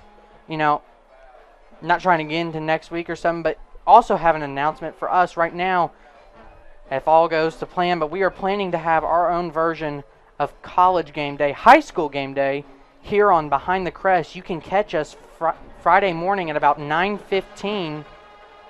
We will be here on air. We'll have interviews with some of the coaches and players, and as well as we might have a few special guests with us as well. We're going to be there. We're going to do our picks. It'll be just like Lee, Kirk, and Fowler all up there on Saturday morning, except that's right. You'll see us on Father Ryan's campus. Yes. This is something new we're trying out, and we hope you can join us on this. We know a lot of you guys watching are very busy. You're at the office. You're working, doing something. We hope you'll join us on that, and then come out to Stratford High School in East Nashville later. That's correct. We hope you all can join us in for that. It's one of the big developments we had over the offseason for our own team on Behind the Crest. And speaking of which, just to give a little insight into our amazing club, we have had an influx of photographers, videographers, and more along with our team. So it's been a great offseason. We've been implementing some more new styles and ideas. That's right. It's a brand new rebranding for us here at the Behind the Crest. That's correct. If you look across the way on your screen, you can see the Brentwood Academy porch on the upper level. Under the spiritual under there, you can see our own Matthew Fogarty, Joshua Braden, and Matthew Rainek up there doing some filming for us right now, hoping to get you some highlight videos from this game up next week. We also had an interview with Coach Rector this week. And, I was on that sideline the other time, and after listening to all there was one thing I said when he put Seamus in, starting to put Seamus in more and more, and he's like, Seamus, we've got your back. We need you to have ours. Let's ride this. He's ready. It's a lot of faith because, Seamus has not played quarterback his first year. Right. And, it's just, we're going to hear a lot. Like you heard from Coach Rector in the interviews, 26 missed tackles last week, trying to cut down on that. For the most part, defense has been very, very fantastic, especially on the run game. 42-0 at this point last year. A lot of improvements for the Irish in Coach Rector's second season so far. He's a very interesting man to talk to. He likes to talk about the football team and their improvements, and he's not afraid to tell you, what? Yeah, we're not. Yes, that he's out good there at to call a this. spade a spade. He's not going to tell you that his team is the greatest thing out there. He says, we're not always going to be the most athletic team out there. and it's really hard to be in this division. It's rare that any team gets to be the most athletic team out there because there's so much talent in the mid-state area. And so we hope to have features like this up for you soon. That's correct. And as we mentioned earlier with Coach Rector, he did talk about earlier in the season from his scrimmage that he kept his players in tune with the warrior mentality. That was one of the main things that he was talking about. Even against teams such as BA, all you have to do is get out there and grind and work on the fundamentals. Like Billy Derrick's interview said, he was talking about the fundamentals. That's what they have to work on the most. And so against BA, that's what they need to do to be the most effective tonight. Yeah. And like we were talking before the game, if you watched any of BA's film against Hillsborough, it's all about fundamentals. They're not doing anything flashy. I think the flashiest play they've done this entire half is maybe an option, with their quarterback. Not necessarily your traditional running quarterback. He's had some great moments where he's been running the ball. Obviously, he can throw it. But, they're not going to do anything flashy. And so they're going to line up and expect you to beat them fundamentally. And, that's what Coach Rector has been preaching to his team, and what he's told us is fundamentals. And I think with these improvements, you see this right now as you didn't really see it last year in his first year. That's correct. They've had a lot more time to tune up and get more acquainted with the new system that's been in place from him. And so it's been an interesting offseason, and it's proven to work. Overton, 35-12, they handled them very well in the whole game. And as you can see, the number one team in the state is being held just to 14 points, unlike Hillsborough, where the whole game it was 53-14 total. Yeah, they were up close to 50, if not over 50, I believe, at halftime. That's correct. It was before they went into pretty much JV mode. Mm-hmm. But, we've seen the Irish score. We saw it in our jamboree 2 weeks ago against Goodpasture. We saw it last week. They can score the ball, but this is definitely one of the best defense, if not the best defense, especially in the secondary that they're going to see all year. And BA knows that they're one of the best in the state. And so they are putting the pressure for the Irish to run the ball, and that's what they got to work on. And that's what we hope to see is an Irish to find that, there's always a loophole. They find it, and they put 21 unanswered on there. That's correct. It should be an interesting second half as we wrap up this show. Owen, it's been fun, man. We can't wait to see what the second half brings us. Yeah, honestly, I'm thinking, they've got a good rest now. BA, like I said, they don't change much.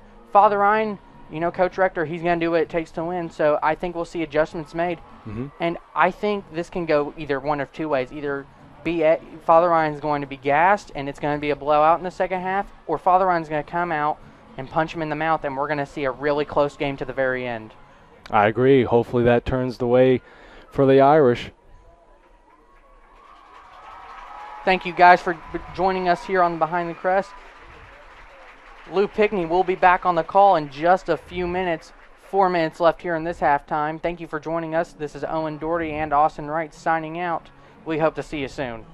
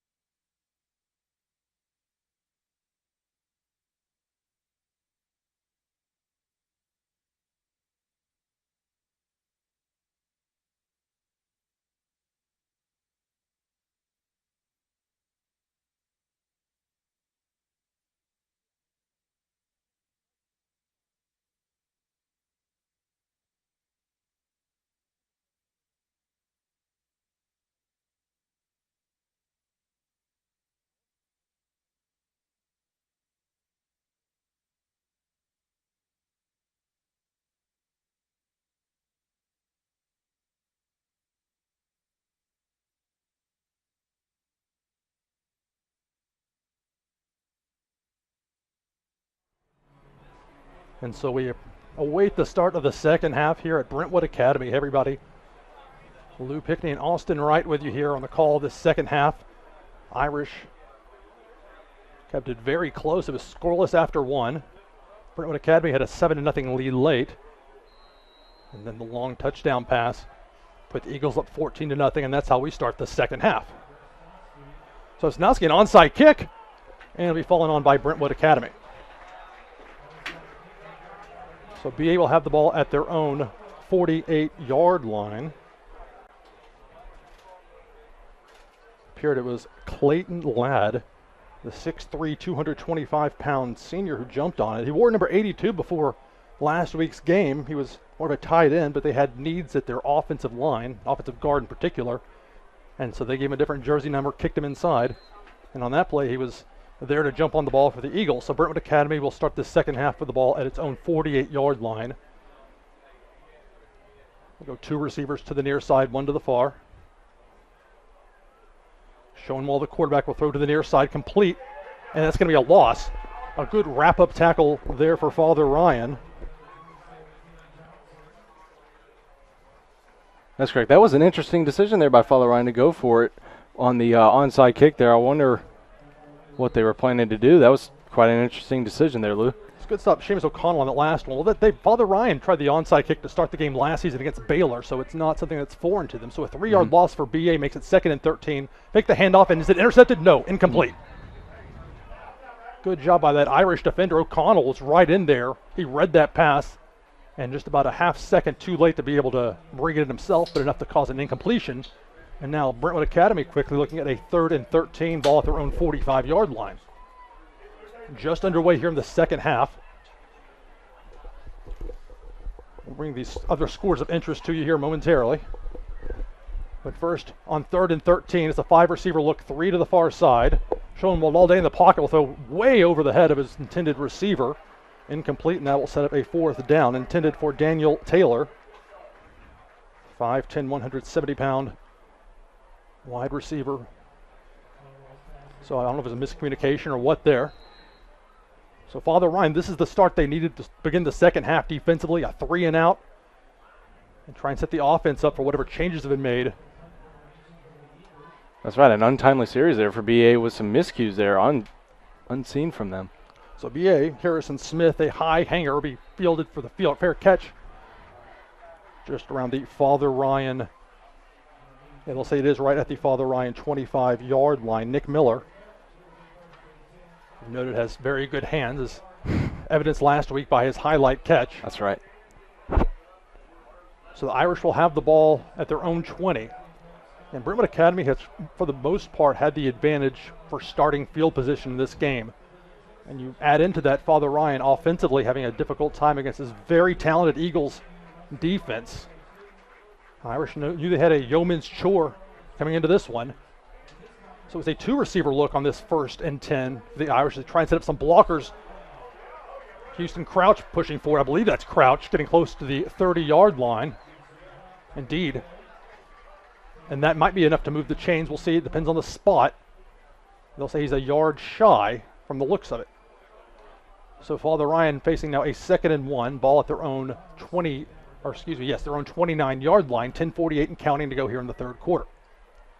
And going back to what you were saying earlier, Lou, the BA defense has been dictating the Irish offense quite a lot this whole game, but the Irish offense has been responding pretty well, especially right here on this series, getting some good responses. O'Connell keeps it himself. They sent Crouch, along with the 2 receivers, to the near side, try and create an opening for O'Connell to run with the ball. No doing on that. Crouch will go to the sideline, be replaced by Jackson Bird. A couple other players coming in for Father Ryan. Irwin in there. And appears Anthony Wright as well. 10-12 and counting, 3rd quarter. Father Ryan trails 14-0. And now it's a 3rd and 1 for the Irish. And a bunch formation out of the gun. Bit of a high snap, a handoff. Jackson Bird bursts through for a 1st down. So that will move the chains for Father Ryan. Getting the ball to their own 35-yard line. The danger for BA, bringing all those players up like they did, if Bird could have broken through, it would have been almost like what happened last year with Ty Chandler breaking through after a long drought running for NBA. Thank goodness he's at the University of Tennessee. And that's nothing to do with SEC football, everything to do with Father Ryan have to face him. Best running back I've ever seen in person on the high school level. So 1st and 10 now for the Irish, 9:49 and counting here in the third quarter. O'Connell out of the gun. BA doesn't bring much pressure, but their front defensive players will corral him. And O'Connell finally brought down, it appears at the 38, maybe the 39-yard line. So maybe a 4 or 5 yard gain on the QB keeper. And you know what, Lou? It seems as though the Irish are heeding our warnings that we talked about earlier in the halftime show. They are running the ball, and it seems to be pretty effective so far, getting that crucial third down play by Jackson Bird earlier. Well, you knew this Father Ryan offense would make some halftime adjustments. That's part of football. And also staying true to the run helps you as the game progresses, as the opposing defense grows tired. So on 2nd and 6, 9 minutes and change to go third quarter, Irish trail 14-0. O'Connell from the gun, 2 receivers to the far side. He'll roll, then throw back to the near side. Complete Jackson Bird to the 45 near midfield. Makes a move and finally slips. The turf monster got him. But not before he got a first down and moved the ball into BA territory at the Eagles 47. Great play there by Jackson Bird. He's been producing pretty well here for the Irish offense. You notice Father Ryan going with misdirection, trying to take advantage of BA's speed or use it against them. BA trying to get 11 guys to the ball as you were taught to do till the whistle blows, and throw back on that one. It was a success for the Irish. So on 1st and 10, 2 receivers to the near side, 2 to the far, and it's thrown complete. Wyatt Rector spin move, stays on his feet at the 25 to the 20, to the 15 to the 10, to the 5, dives for the pylon. Is he in? Is he in? Touchdown, Irish! What an amazing play there by Wyatt Rector. Great spin move to get off the defender there for the touchdown. So Father Ryan with about as good of a start for the second half as they could have hoped for. 3 and out on defense, a strong drive, and now they're just an extra point away of bringing themselves within 7. 8:33 to go here in the third quarter. Good snap. Kick is up. And the extra point is good. Zach Wesnowski splits the upright. So 8:33 to go here in the second quarter. We'll keep it here.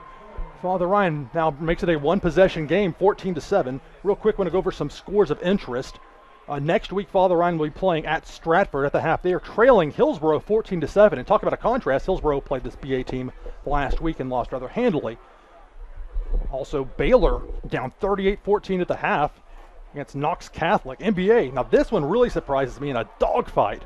14-12 late second against Pearl Cone. That game is at NBA.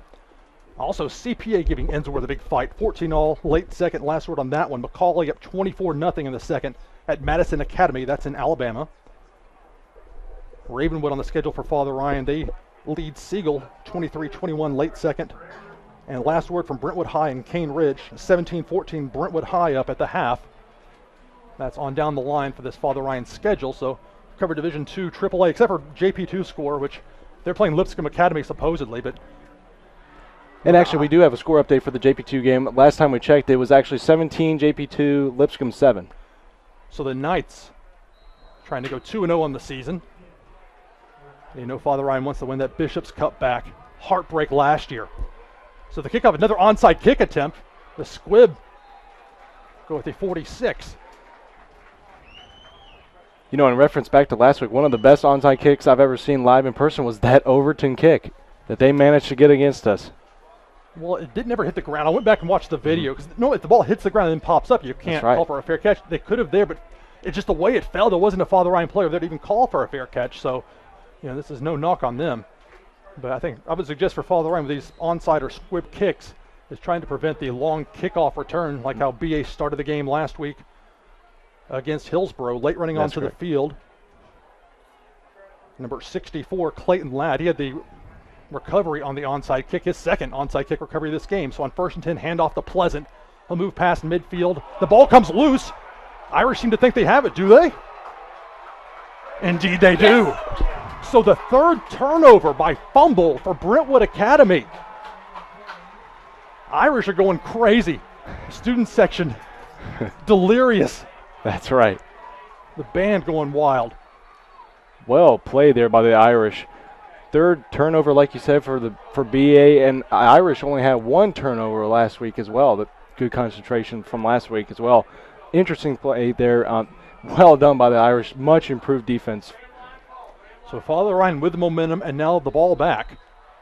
They trail 14-7 against the two-time defending state champs. 8:23 to go third quarter here in Brentwood. So it's a three-receiver look. O'Connell stays in at quarterback. It's going to be flushed. 5 or 6 BA players get him out of the pocket. He'll throw downfield, an open receiver, but too high and too long. Is that Quinn Warren in there?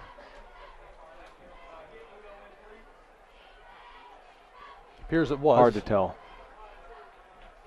Yeah, indeed it was. Number 13 for Father Ryan, Quinn Warren, the intended receiver. Only 5'7", but even being 6 inches taller, there's no chance to catch that one. But O'Connell will throw it a little deeper at times from what I've seen from him. But if you're going to miss deep because you miss short, that's how balls get picked off. So 2nd and 10, Father Ryan. 8:14 to go, third quarter. They trail 14-7. And it's a 4-receiver look. Bring a man in motion, fake the handoff on the jet sweep. Instead it'll be O'Connell keeping it himself. He'll get back to the line of scrimmage and not much more. You know, as the Irish progress here, it should be interesting to see how they keep the ground game going or if they go back to the passing game. Figure a mix of both. Having a solid commitment to the run. I know I harp on that a lot, but that's with reason. Even with the game, why this game has changed, you almost never see quarterbacks go under center anymore. It's almost all the shotgun, just the way there are more advantages to throwing the ball than there were before rule changes were made for safety reasons. So now 7 minutes, 37 seconds counting here in the third quarter. Father Ryan faces a 3rd and 10. They trail BA by 7.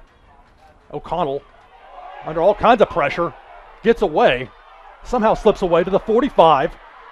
He'll be brought down just shy of midfield. That's not enough to get a first down, but O'Connell showing his legs there. Pick up. And ladies and gentlemen, if that does not show off the athleticism of Seamus O'Connell, I don't know what does. So O'Connell will stay in there. He's already had one pooch punt before on this 4th and 6. The Irish 3 receivers to the far side, 1 to the near. This could be, but we'll see what they do here. Instead of me trying to guess on it, we'll find out. 10 seconds on the play clock. Down to 7. Irish need to hurry. 2 seconds on the play clock. 1. Ball is snapped. It will be a pooch punt from O'Connell. It's going to bounce around the 10-yard line. Take a neutral bounce to be fielded. Dangerous play. Was that Cameron Johnson that far side? It looked like he's got the ball to the 40. This could be trouble to midfield. To the Father Ryan 40. To the 30. One man to beat. O'Connell. Can O'Connell stop him? He'll bring it back inside. And it'll be returned on one of the more unlikely punt returns you will ever see. Cameron Johnson. The outstanding athlete for Brentwood Academy on a punt that bounced at the BA 10-yard line, took a sideways bounce. He decided to field it. BA's not afraid to take chances. I saw that last week as well with some of their punt return efforts. Oh, wait a minute. So a penalty will bring it back. Wow. How many breaks can Father Ryan catch tonight? That's right. Great break there for the Irish. I say that in gratitude. That's right. If they're calling penalties, they see. They dodged a bullet on that play. If Wow. this penalty comes through. That could have been a backbreaker for the Irish, let's be honest. Instead, it'll depend on the spot of the infraction. The penalty flag is at the BA 19-yard line. And it's going to take him just a second to move the chains back and talk things over and decide where the infraction took place and how they're going to march it off. So we knew coming into this game, Father Ryan against this very talented Brentwood Academy squad was going to need to catch some breaks. They're on the road. And BA, to their credit, they've been very hospitable to us. You know, wonderful people here. Yes. They've got a great team. It's not easy to come in here and win. That's for sure, as Hillsborough found out last week. Yeah, and that's a Hillsborough team expected to do quite well over on the Division I side of things with a public school. So 1st and 10. After all of that, it will end up just at the 10-yard line where the ball initially bounced before it was fielded by Johnson. 2 receivers to the near side, 1 to the far on 1st and 10. It's a handoff. And Father Ryan snuffed that one out. Jackson Burden there on the stop. Newer, the running back. Or a Newer, excuse me, as they're going to quickly get back to the line of scrimmage will be a 1-yard gain. 6 minutes to go, third quarter. Father Ryan trails Brentwood Academy 14-7. Schoenwald from the gun with 2 receivers to the far side, keeps it himself, bounces off a couple of defenders, and he'll be stopped for possibly a loss. May have gotten back to the line of scrimmage. Tough to tell from this angle. as demoralizing as that punt play was, it seems as though the Irish defense is bouncing back and giving some good response to the BA offense here, stopping the runs. Keep in mind, Father Ryan's got the 3 and out against BA to start this second half, so defensively some adjustments have clearly been made. And thus far working, but on 3rd and 9, 5:27 counting to go third quarter, Brentwood Academy leads Father Ryan 14-7. Irish may have been in the neutral zone. No flag though. Schoenwald runs to the near side. It's going to throw way deep down the field. It falls incomplete. It was almost caught, but it would have been out of bounds. Kenyon Garlington, the intended receiver. Looked like Marcel Fogg in the vicinity for Father Ryan. Gray Irwin as well. And so now, 4th and 9 with the ball at their own 11. Brentwood Academy, who's not used to this kind of field position in this game. They've had the advantage until now in that respect. By far their worst starting field position of this game. So 5:15 to go third quarter. Brentwood Academy leads Father Ryan 14-7. Irish look to get the ball back here. They bring some pressure. The high kick. Nick Miller will call for the fair catch and make it at the Brentwood Academy 46-yard line. So just as Brentwood Academy had their worst starting field position, now Father Ryan looks at its best starting field position of this game. That's right. The Irish should be able to capitalize on this with the greatest field position, as you said. So hopefully the Irish offense can keep the run going and keep commanding the game like they have been. See the offense for Father Ryan huddled up over on the far side. They've not started the play clock yet. Now they will on the whistle. So Irish talk things over, make sure everybody's on the same page. So 1st and 10, Father Ryan at the BA 46-yard line. Irish trail 14-7. 5:08 to go third quarter. And it's a full receiver look for the Irish on 1st and 10, 2 on either side. Be a handoff, handed back. It's a throw down the field to a wide open Wyatt Rector. It's dropped. Evan Ruers on the reverse threw downfield. Rector was open. Rector unable to bring it in. Sets up 2nd and 10. The Irish try to pull off some trickery, and it just seems to be it just seems to go right through the hands of Wyatt Rector. Great idea there by the Irish. They were able to catch the BA defense off guard there. Brentwood Academy was not expecting that for sure. Sometimes a situation like that, a receiver's almost too wide open. It's like last week, the touchdown pass from Jackson Bird, who, by the way, last week, it should be noted, had a rushing touchdown, a passing touchdown, and a receiving touchdown. And I don't know the last time that happened. I was able to give you a third down punting stat from the 80s. But this one goes back further than I can recall, or at least for the games that I've seen. So Father Ryan on 2nd and 10 with 4 receivers, 2 on either side. They'll bring Nick Miller in motion. O'Connell will throw a little pass over the middle, a high pass, and it's caught. Very impressive reception. Evan Ruers able to bring it into his body, and that should be enough for a Father Ryan first down. Indeed, it will move the chains. He reached the 35-yard line, so a fresh set of downs for this Irish offense. 4:52 to go third quarter. Brentwood Academy leads Father Ryan 14-7. Great concentration there by Evan Ruers. Tough play to make right there with the BA defense ready right there, being able to sniff it out. So it's a good play there by Evan Ruers. And that's one play after Ruers had that long pass that fell incomplete, so he didn't keep his head down at all on that. 1st and 10, pressured, and falls incomplete. So a second drop in this series. That one uncharacteristic from Nick Miller to not bring that in. That's right. So now Father Ryan faces a 2nd and 10 at the BA 35-yard line. Again, Zach Wesnowski is Father Ryan's kicker. He is a freshman. And he does not have the strongest leg. That's correct. So just as far as thinking, from a strategy standpoint, you might not play as conservatively, knowing that a field goal from outside of the 20 might not be a viable option. Father Ryan trips receivers to the far side on 2nd and 10. It's a handoff, rush to the near side. Jackson Bird got waylaid. Nothing he could do right there. Thomas Butler, he's an all-state wrestler. Also clear a very good defensive player as well, laying the lumber on that one. So we'll say a 2-yard loss for Bird. Interesting third down coming up here for the Irish. Should be interesting to see whether or not they decide to go with the play action pass or with some form of a pass, I should say. Bird hits the sidelines. Irish bring in Nick Watson, outside linebacker, also a fullback H-back type. So some protection with a full receiver look. They're going to send Nick Miller in motion toward the far side. O'Connell time to throw in the pocket, has a receiver open who slips. But even had he not slipped, it probably would have gone incomplete. William Riley, the intended receiver. And so now Father Ryan faces a 4th down and 12 at the BA 37-yard line.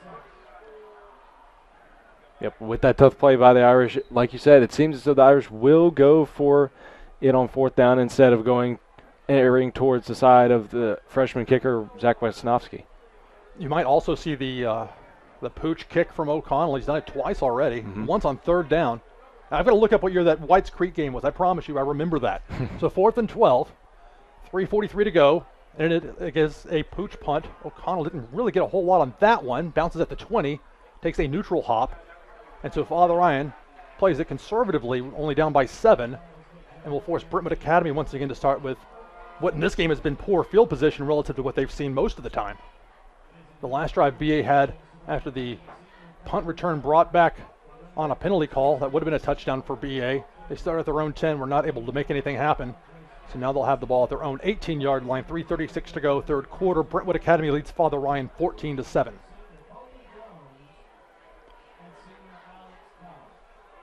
BA did temporarily have Connor Woodley in at quarterback in the first half, but thus far here in the second has been Gavin Schoenwald, the 6'5 senior.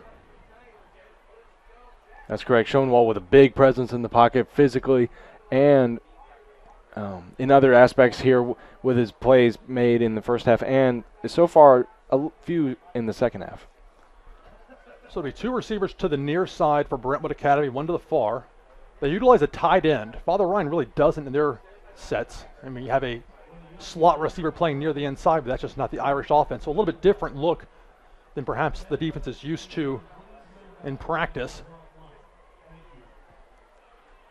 So we'll be 1st and 10, Brentwood Academy, 3:36 to go, 3rd quarter. They have the ball at their own 18-yard line. Irish, the 2 outside linebackers up near the line of scrimmage. They'll bring pressure from that far side. It's complete. A nice tackle there. Great job by Jack Boutte. Jack Boutte, an Air Force commit. I was going to say, ready to serve his country with the Air Force next season. And it was a good play to get the ball to Anua, the running back for BA. They'll pick up only 2 yards, though, thanks to that Boutte stop. So 2nd and 8 for Brentwood Academy. Approach the 3-minute mark of the 3rd quarter. Brentwood Academy leads Father Ryan 14-7. What has turned out to be a very good game here in Brentwood. Out of the gun. Stares down his receiver, complete. And that's going to be close to pin on the spot. And it looks like it will be enough for a 1st down as they'll spot the ball at the 29-yard line. That's correct. As the BA offense keeps moving, it's going to be interesting how the Irish adjust here with the BA offense moving further and further up the field. Seem to be commanding our defense a little bit, but should be interesting to see how the D-line gets pressure. The first down BA's had here in the second half. So on 1st and 10, 2:37 to go, late 3rd quarter, it's a completion. Finally stopped. So Garlington with the reception. Spot the ball at the 36-yard line. I believe that was Fogg in there on the stop. So 2nd and 3, Eagles. Ball at their own 36-yard line. 2 minutes, 10 seconds to go, 3rd quarter. BA leads by 7. It's going to be close to a 1st down on that run from Anua. And the ball's loose, running back the other way for Father Ryan. A defensive player into the end zone. Austin Crow. Wow. Touchdown Irish. What a play by the Irish defense. I couldn't even see that develop over there. The ball came out. There was no whistle. Austin Crow. Wow. So with 1:54 to go in the 3rd quarter, Father Ryan is an extra point away from tying this game up with the 2-time defending state champions. My goodness. Wow. What a development down here in Brentwood. What a good job of this coaching staff, the adjustments made in the Oh, halftime. no doubt. No doubt. And Father Ryan was down 14-0 at the half, you might recall. And now they're going to spread as if they may go for a 2-point conversion try here. They're just now starting the play clock. This is more like what BA does, trying to test you out, and then they'll bring you back around for a traditional extra point try. They could go for 2 here. That would give Father Ryan the lead. Coach Rector showed last season he's not afraid to do something crazy. He's going to go to Rector. Be spun around. Did he get in? No. No. And I don't mean crazy in a bad way. I don't mean to characterize the decisions. Coach Rector, he's not afraid to get a little bit loose with the decisions. risk reward. So Father Ryan unable to convert, and Brentwood Academy holds on to a 14-13 lead. Keep it here. Just a recap right there. Amazing play. Father Ryan getting Austin Crow with the fumble recovery, rumbling all the way into the end zone. That's correct. A momentum changer right there for the Irish. What a great play by Austin Crow to speed it down into the end zone. And Rector got about a half yard from, at least where I saw, from getting the ball across in that 2-point conversion, but it's all or nothing on that. So Father Ryan pulls within one of the Eagles, 14-13, a minute 54 to go third quarter. Go ahead. Oh, sorry. Now, as we continue, it should be interesting to see as we kick off. Will the Irish go for a third onside kick? I wouldn't think so, but it could be a critical move here. Well, knowing some of those dangerous returners, it's a question of, do you want to roll the dice, kick it deep, you want Archie to return it against you, or Cameron Johnson, someone of that ilk. It's a dribble. Irish couldn't have touched the ball until it reached the 50, so that may have been the third time that, yep, indeed. For the third time in this game, Clayton Ladd recovers an onside kick attempt. I don't know the last time I've seen a game where one specific player recovered 3 onside kick tries, but Ladd earning that designation here. Now, referee on the near sidelines telling BA to back up. They've already been warned once, and it seems to be a point of emphasis this season and just the game film that I've watched as far as teams being warned to the sideline early. And there's the flag. Oh.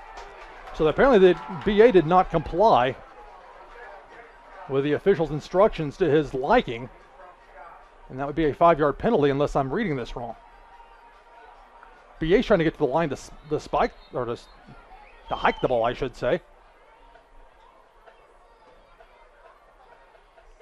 So it is a sideline infraction against BA. That's the second. You get a warning to start with. That's the second, so that's going to move them back 5 yards. So they'll start this drive at the 49-yard line. Good news for the Irish defense, moving them further back. Now how will they respond? Well, actually, we'll say it is a 1st and 10, and that's how they'll respond. Pleasant. Nice hit to bring him down where we got several yards. Marcel Fogg having an excellent game for the Irish in there to bring down Pleasant, the 5'11", 175-pound speedster. BA quickly back to the line. Minute 44 and counting, third quarter. They lead Father Ryan 14-13. It's a handoff to Pleasant going toward the far side. Gets a block. Can't quite make it past the second level. Looked like Jackson Bird in there. Penalty flag was thrown on the play. Like Niles Gaddy as well near the play. We'll see what this flag is, and it's against Brentwood Academy. So BA with another penalty, another self-inflicted wound. They'll say holding on the Eagles. For a well-coached BA team, this is very uncharacteristic of them. You think about what BA is facing right now. They're up by 1, but certainly the Irish had the momentum. The Irish have scored the last 13 points after being down 2 touchdowns at halftime. And while BA does still have the lead, they're now looking at 1st and long from the Irish, say the 44-yard line. Out of the gun. Schoenwald's going to roll toward the near side, finds a receiver complete. Cameron Johnson. Johnson wrapped up and tackled. Maybe Grayson Hubbock in there, if I'm reading that correctly. Yes. Hubbock in there. Cameron Johnson having a strong game from BA. Been a bit of a nuisance for the Irish defense. He's been a nuisance for every team he's faced, I promise you that. I remember him from last year. So 2 receivers to the far side, 1 to the near for this second down. Pleasant picked up and dropped to the turf unceremoniously. Anthony Wright, the sophomore linebacker in there. And again, for Father Ryan, they are without their typical starting inside linebacker with Montrell McKnight, opposite Jackson Bird. So the sophomore Wright makes the stop. That sets up 3rd and 1. 33 seconds and counting here in the third quarter. Brentwood Academy leads by 1. They're hand off again to Pleasant. He'll lean forward and get the first down on maybe a 2-yard gain. So that should be enough to move the chains. Indeed it is. And so the Eagles, we'll see if they get one more snap off here. They roll the clock 25 seconds and counting. BA is known for getting to the line quickly. And they've just reset the play clock so they don't have to run a play here. It was almost simultaneous with the game clock. So with 11 seconds in the game clock, it's a throw to the far side. Cameron Johnson to the 20, to the 15, to the 10, to the 5. Touchdown, Brentwood Academy. And there are no flags this time. Heartbreaking play there for the Irish. So that puts Brentwood Academy up 20-13. An extra point would put them up by 8. But that's still a one-possession game, as a touchdown and 2-point conversion would be able to pull Father Ryan even. But first and foremost, they have to get the extra point. You know, although it was a tough play there by the Irish, they should be able to respond here when they get back on offense. Should be interesting how they respond. The extra point is good. It bounced off the top of the scoreboard. Kid's got a leg. So keep it here. 3 seconds to go in the third quarter. Father Ryan trails 21-13. And the Irish scored the first 13 points to start this second half. Went for 2 to try and take the lead on a play that stopped about a half-yard shy. Brentwood Academy overcoming some of its own self-inflicted wounds. As far as penalties go, Cameron Johnson, you know, sooner or later he's a threat to break out. On any play, you've got to be aware of where he is. And even when you are, it's easier said than done to contain him. There's a reason that he's going to be playing in the Southeastern Conference. Guy's got some talent. No doubt. That's right. Father Ryan's kick return team will break out of its huddle on the far sideline. For BA, this will be their 4th kickoff of the game. Their first 3 went back for touchbacks. There was a 5-yard penalty that made it a little easier on one, but with the leg that their kicker has, that particularly wasn't an issue. Toby Wilson, the senior's got quite the right leg. And again, he will kick it deep. This one might not reach the goal line. Indeed, they'll play it from the 1. Cutting it back toward the far sideline to the 15, to the 20, the 25 to the 30. Finally brought down. Nice return. William Riley, number 21. Gives Father Ryan its best field position to start after a kickoff. Starting at the 31 and not at the 20. Strong run by William Riley and finding some good holes as we have a BA player injured. And that's the last play of the third quarter. So we're going to the fourth quarter. Father Ryan with the ball. Only down by 1 possession against the 2-time defending state champs. We'll find out together how this game ends up playing out. So after 3, your score, Brentwood Academy 21, Father Ryan 13. We'll be right back here with you on ATW Sportscast.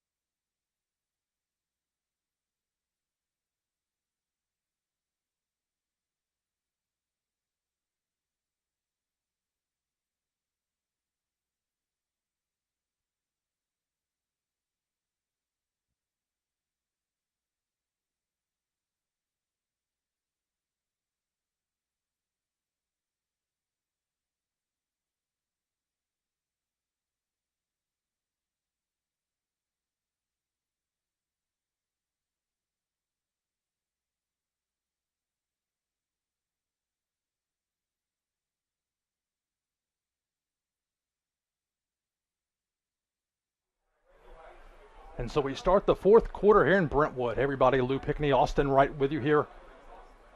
Beautiful Friday night, just south of Nashville.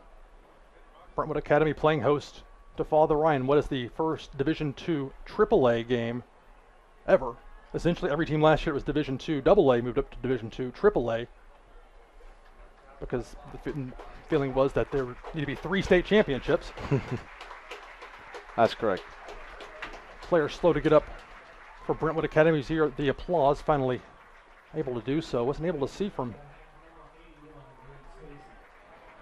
So the player injured for BA, number 81, Grant Stacy, the 6'1", 207-pound junior, has had a very good game. Got a couple of big plays in the first half.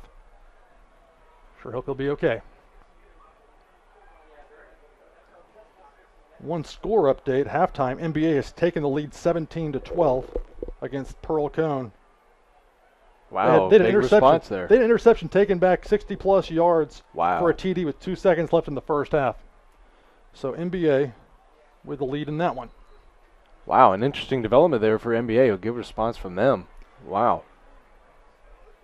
So Father Ryan will start this drive as we start the fourth quarter. The ball at their own 32-yard line. Brentwood Academy leads 21-13. Father Ryan has given them a fight. O'Connell remains in at quarterback. He's been for every drive except for the first one. A handoff Houston Crouch. Not a whole lot of room on the sideline. Several players helped guide him out of bounds, including Anur. Some applause from the Brentwood Academy sideline. Guess they're happy about their play. It was a 1-yard gain for Father Ryan. Thought there might have been a flag down or something I didn't see, but that's not the case. So 2nd and 9, 11:37 and counting here in the fourth quarter. Irish within one possession, tying this up. Father Ryan lucky they didn't get flagged for having 12 guys on the field. Crouch runs off at the last second. 4 receivers, 3 to the far side. Connell buys time, runs out of time. He put the ball on the ground, held on to it, but it is a sack for Brentwood Academy. It was number 30 in there, Michael Hunt. He's a senior, 6 feet tall, 200 pounds. So now Father Ryan, after a 10-yard loss on that play, looking at 3rd and 19. 10 minutes, 50 seconds to go, fourth quarter. Brentwood Academy leads Father Ryan 21-13. The Irish with the gun and trips receivers to the near side, 1 receiver to the far side. O'Connell at quarterback. Under pressure, throws down the field, and it's intercepted. Interception to the 30, to the 25, to the 20, looks for blockers, and finally taken out of bounds and thrown to the ground. That could be a penalty as well. Daniel Taylor on the interception, and it is a flag.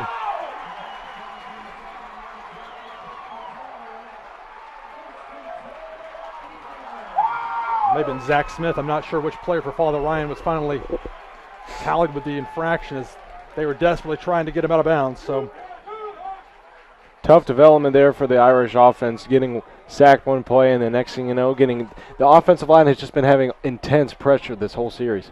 And that's the way the Brentwood Academy typically operates with its defense. They are so tough, so difficult to stop. Absolutely. So there's a personal foul against Father Ryan that will be tacked on. Ball looks like was spotted initially the 15, maybe the 16-yard line. Half the distance to the goal, make it 1st and goal. Brentwood Academy at the Father Ryan 8-yard line. The defense needs to stop for the Irish. 10:29 to go in this game. Schoenwald, Pleasant the running back. They'll hand it to Pleasant going toward the far side. And he'll be drugged to the ground. Looked like Austin Crow on the stop. Maybe a 3-yard gain for Pleasant. Clock continues to roll. Approaching the 10-minute mark of the fourth quarter. Father Ryan trails Brentwood Academy by 8. Eagles looking to go up by 2 possessions here on this 2nd and goal from the Irish 3. Another handoff to Pleasant, brings it toward the near side, reaches across the goal line, touchdown Brentwood Academy. Tamario Pleasant has given the Eagles a 2-possession lead. Open hole there on the defensive line caused that play to open up for the BA offense. The way he cut it back, Pleasant's got that quick first step.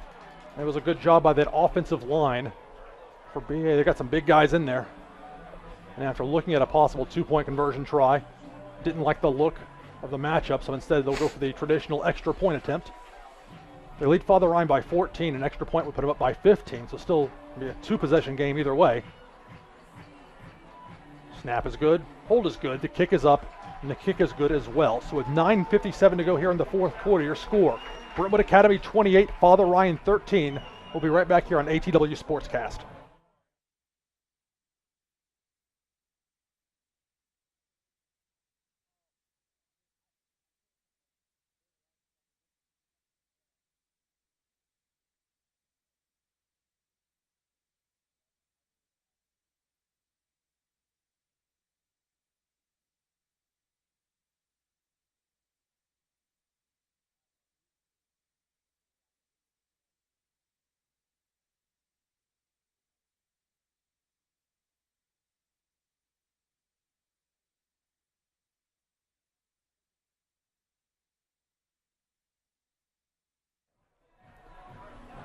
Back here in Brentwood, Lou Pickney and Austin Wright with you on the call.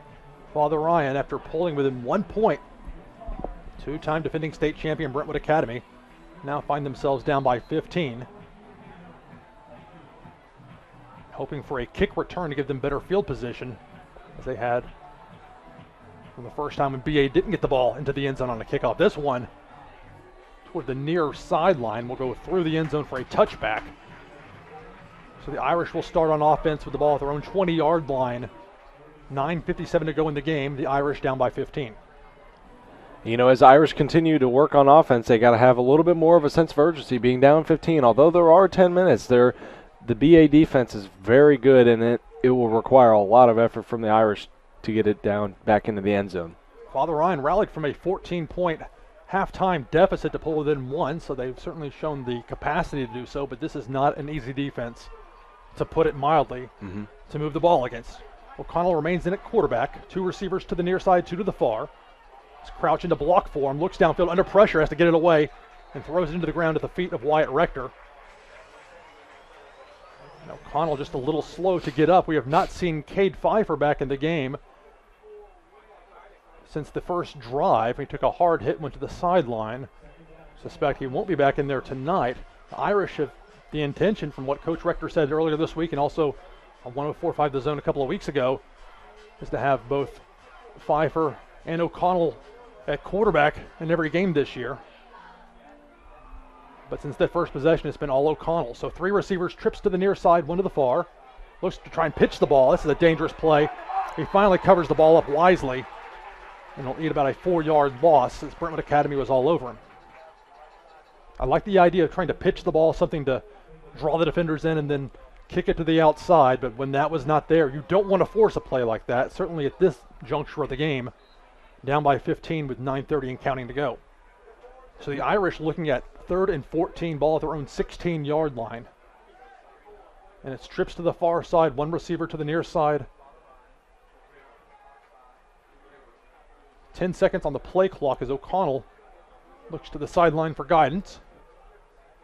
Take the snap, under pressure, throws it to Crouch, and it falls incomplete. Crouch gets waylaid after it. Clean football play, a good hit. Reuben Duncan, Jr., with a hard hit on Crouch. Again, a legal play. Didn't matter. Actually, for Father Ryan, probably worked out better that Crouch did not make that catch, as it would have been a loss, and kept the clock moving. So the clock stops, 9:04 to go here in the fourth quarter. Father Ryan trailing Brentwood Academy by 15 points, and now looking to punt. Jackson Bird does about everything for the Irish. That's right. We see in almost all phases of the ball. Quinn Warren getting out there late. That's a end-over-end punt. Will go out of bounds in Father Ryan territory. They should mark it around the 46. Indeed, they will. So Jackson Bird. And this is the Father Ryan's credit on special teams. You can tell they made a distinct effort to minimize the Brentwood Academy punt block, because they've got a fierce punt blocking unit. So you notice the Irish have spread them out a bit, and makes it tougher for them to get the numbers in there between the tackles. Plus, Bird's physical enough. He can handle the ball as well if he has to run with it, but certainly that was not the situation for that. So BA has the ball at their own, at the Irish 46-yard line. They lead by 15. 8:58 to go here in the fourth quarter. It's a four-receiver look for Brentwood Academy with three to the far side. Schoenwald in the gun. Fakes the handoff to Pleasant. Actually, it's not. The backup quarterbacks are getting chased. They'll be brought down well inside BA territory. A nice move, Jack Boutte, to bring down Connor Woodley. Well played there by Jack Boutte. Woodley's a quality quarterback as well. And he was trying to scramble away, but that's the athleticism of Jack Boutte. Oh, absolutely. Great play by him to track down the quarterback and get him sacked far beyond the line of scrimmage. So it's 2nd and 30 now for the Eagles. 8:21 and counting here in the fourth quarter. They lead Father Ryan 28-13. And what has been an exciting game. So out of the gun. Quick throw to the near side. It's caught. That'll keep the clock moving, as the receiver who brought it in fell just about right away. Kenyon Garlington. 5'9" senior made the catch. Had to kind of dive to make it. So now it will be They'll say a 3-yard gain on that 3rd and 27. 7:50 to go here in the fourth quarter. Brentwood Academy leads Father Ryan 28-13. Irish need to stop on this defensive play here on 3rd and 27. It's going to be a handoff. Pleasant to the 40, to the 45, has a seam into Father Ryan territory, brought down right at the first down marker at the 36-yard line. They'll mark him down at the 35. And on 3rd and 27, Tamario Pleasant gets 28-29 yards and moves the chains for the Eagles. Pleasant having an impressive game there for the BA Eagles. Definitely been opening up, gashing the Irish defense down there. I mentioned I remembered Cameron Johnson from last year. Mm-hmm. Sure, you remember Pleasant as well. That's so right. On 1st and 10, again, Mario Pleasant. Irish finally bring him down at the Father Ryan 15-yard line. Quite get a good look at who made that tackle ultimately for the Irish, but that will move the chains and give Brentwood Academy a fresh set of downs inside Father Ryan's red zone. Ball spotted at the 16. They're going to go quickly.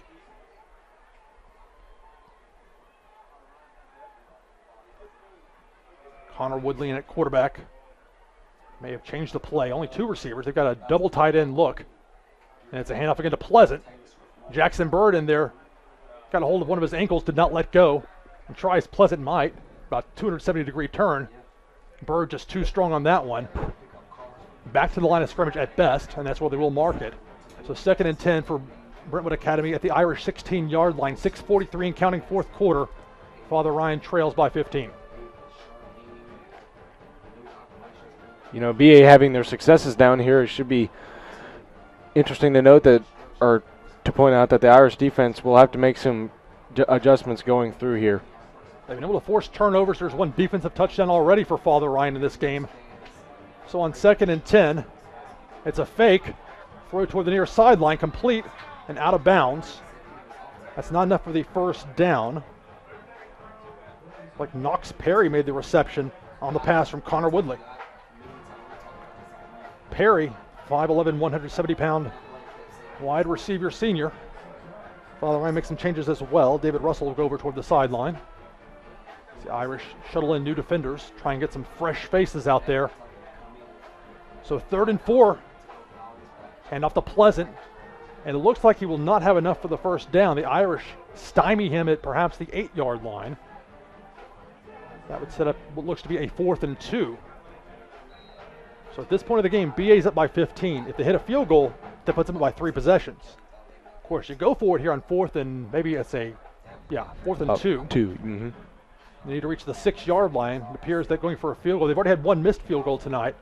Apparently don't want to chance it again, so unless it's an attempt to get Father Ryan to jump, which it could be. Brownlee initially looks to the Father Ryan defensive front, then looks to his sideline. 9 seconds on the play clock. The clock continues to run, so they're going to take a little bit of time off here. They may let it go all the way down to 1 and then call a timeout. And indeed, that's what they did. We'll keep it here, 5:40 to go in the game. And the game, Father Ryan trailed 14-0 at the half. They made the rally. The defensive touchdown, Crow, made it 14-13. The Irish going for 2, rolling the dice, an attempt to take the lead, unable to do so. But then BA, in spite of some of their own self-inflicted mistakes, and I'm sure they'll tell you themselves, this has not been an ideal game from an execution standpoint. So Grant Stacy giving him applause. He received medical attention on the near sideline. Tough sight to see there for any high school football fan. Sure hope he'll be okay. But this is why they have medical staff on hand, they have ambulances on hand. Player safety is important. So once again, we will look at a 4th and 2, although this time it appears Brentwood Academy will line up for a field goal.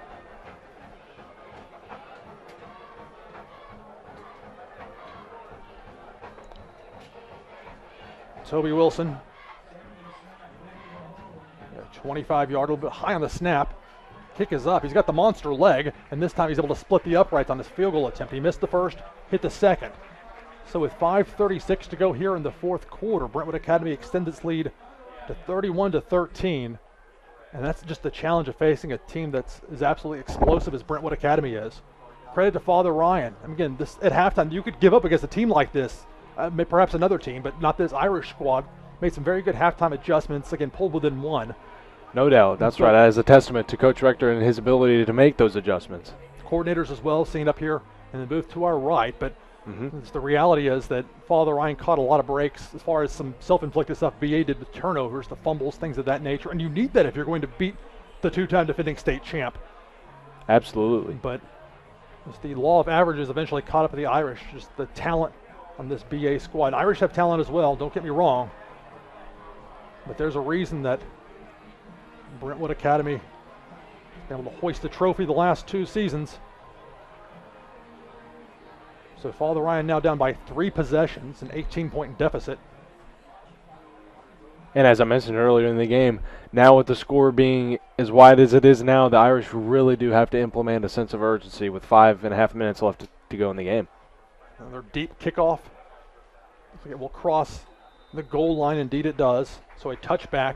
Irish ball at their own 20, 1st and 10. 5:36 to go. 4th quarter. Brentwood Academy leads 31-13.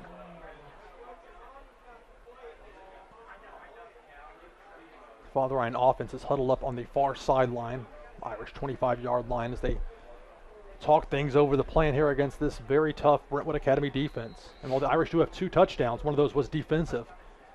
So for the O for Father Ryan, only 1 score thus far in this game.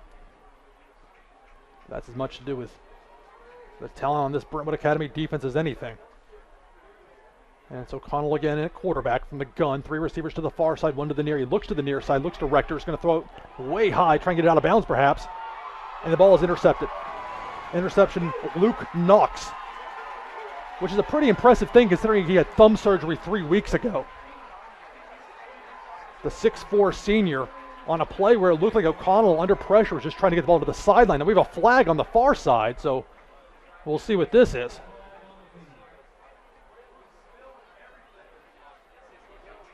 Officials are conferring.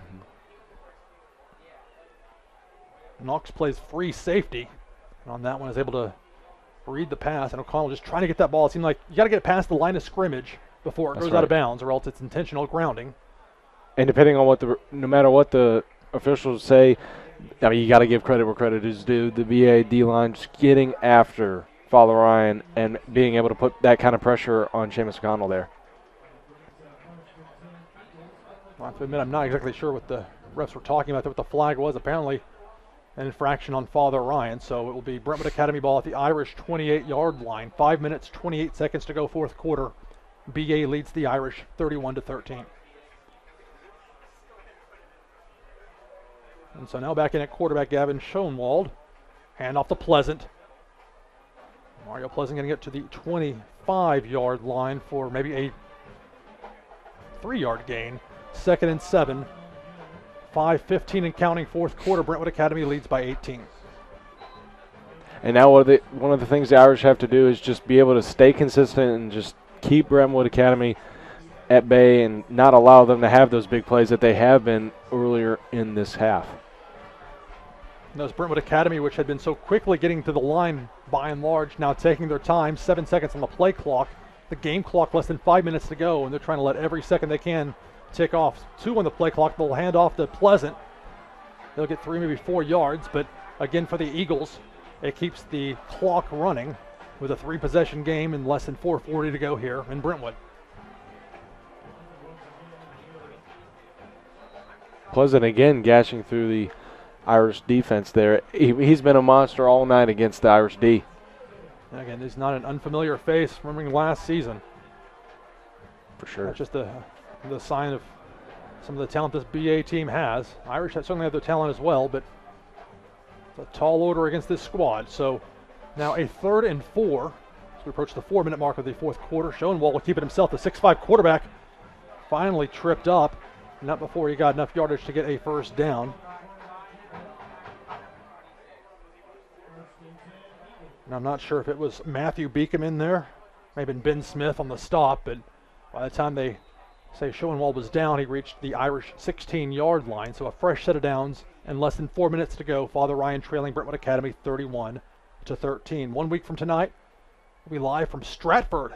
The first time in a long time the Irish taking on Stratford. So that'll be interesting on the east side of Nashville. 2 weeks we'll have our home debut. So on 1st and 10, another handoff to Pleasant. Pleasant inside the 10 near the 5-yard line. He might have enough for a first down depending on the spot. And more importantly for both teams, the clock continues to run, 3:30 and counting here in the fourth quarter. Irish trailing by 18.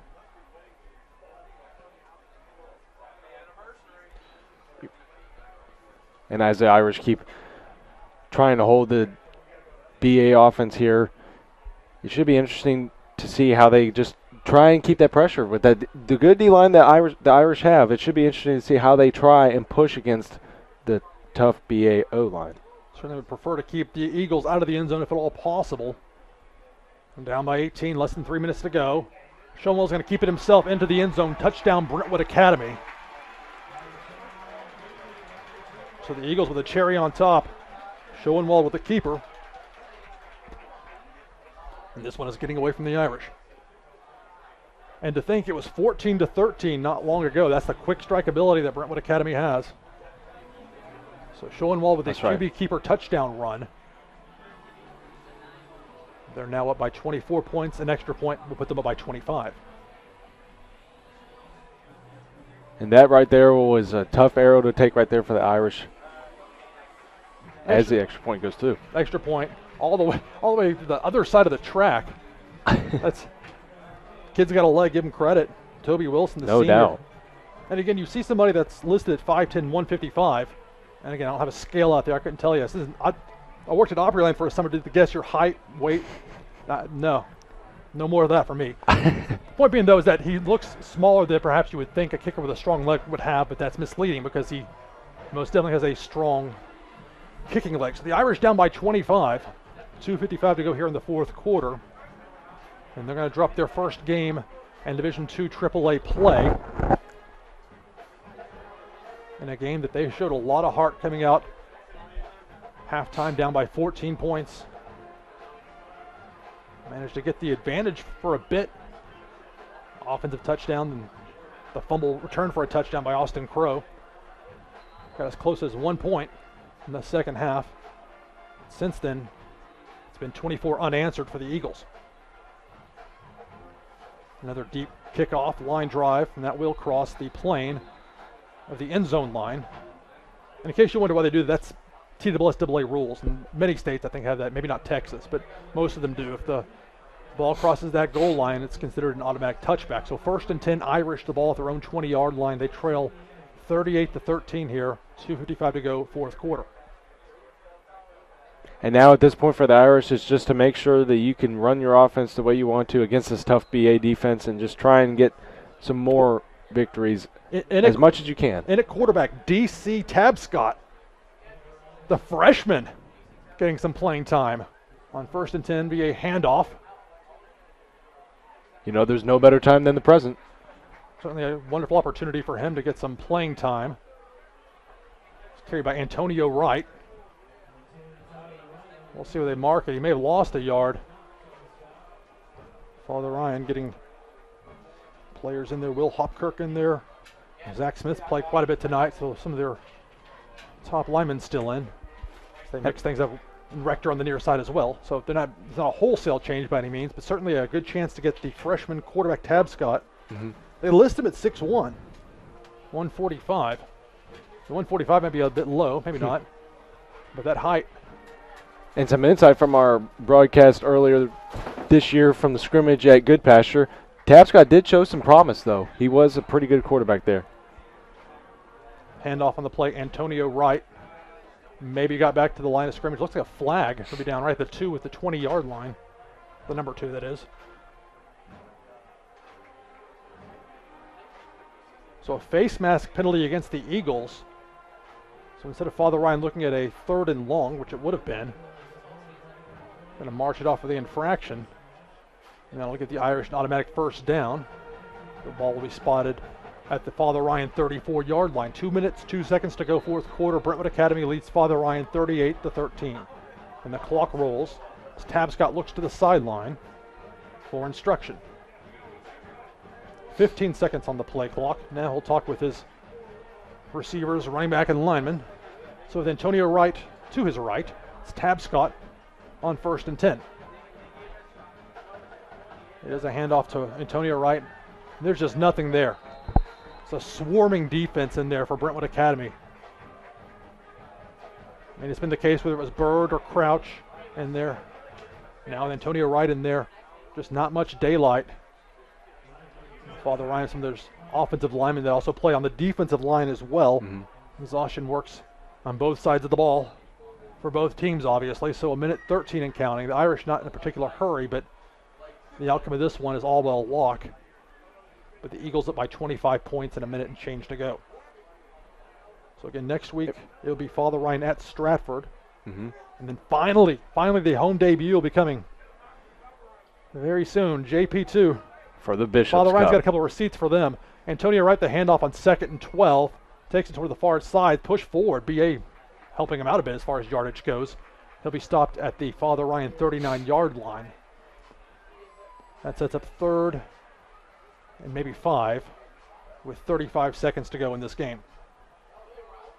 And like you were saying, looking ahead to Stratford should be an interesting game there for the Irish. Being out in East Nashville playing against a good Stratford team this year. Stratford at last word, and I haven't looked at this recently, but the half they were down 14-7 at Hillsborough. Those Metro-on-Metro games can be difficult to find video from, but you know, I know how to find things from time to time. So with 1 second on the play clock, it's a handoff to Wright. Wright's going to cut it back up. He'll be stopped shy of the first down marker, and that will be the final play of the game. So Father Ryan, after giving it a very strong fight, giving this Eagles two-time defending champion team everything they could handle, pulling within 14-13, finally see BA cut back on the mistakes, get the touchdowns, and they pull away for the win. So any final thoughts here for Father Ryan? You got to think, show good heart, look at things you can improve on from this tape, and then get ready for Stratford 1 week from tonight. Absolutely. No doubt. Big takeaways from this game. The Irish have had a vast improvement. Although it may not look like it on the scoreboard, it is completely different from last year. Coach Rector has definitely made a great improvement here. And it is shown really on the field against the #1 team in the state right now. So it should be a pretty, although this is a negative outcome, there should be a positive outlook here for the Stratford game next week. Always look at the positives you can take away. We sure hope Cade Pfeiffer is going to be okay for next week. So, Absolutely. So for Austin Wright, Billy, Derrick, the rest of the Behind the Crest crew, all the guys from ATW Sportscast, I'm Lou Pickney saying so long from Brentwood Academy. Your final score, BA 38, Father Ryan 13.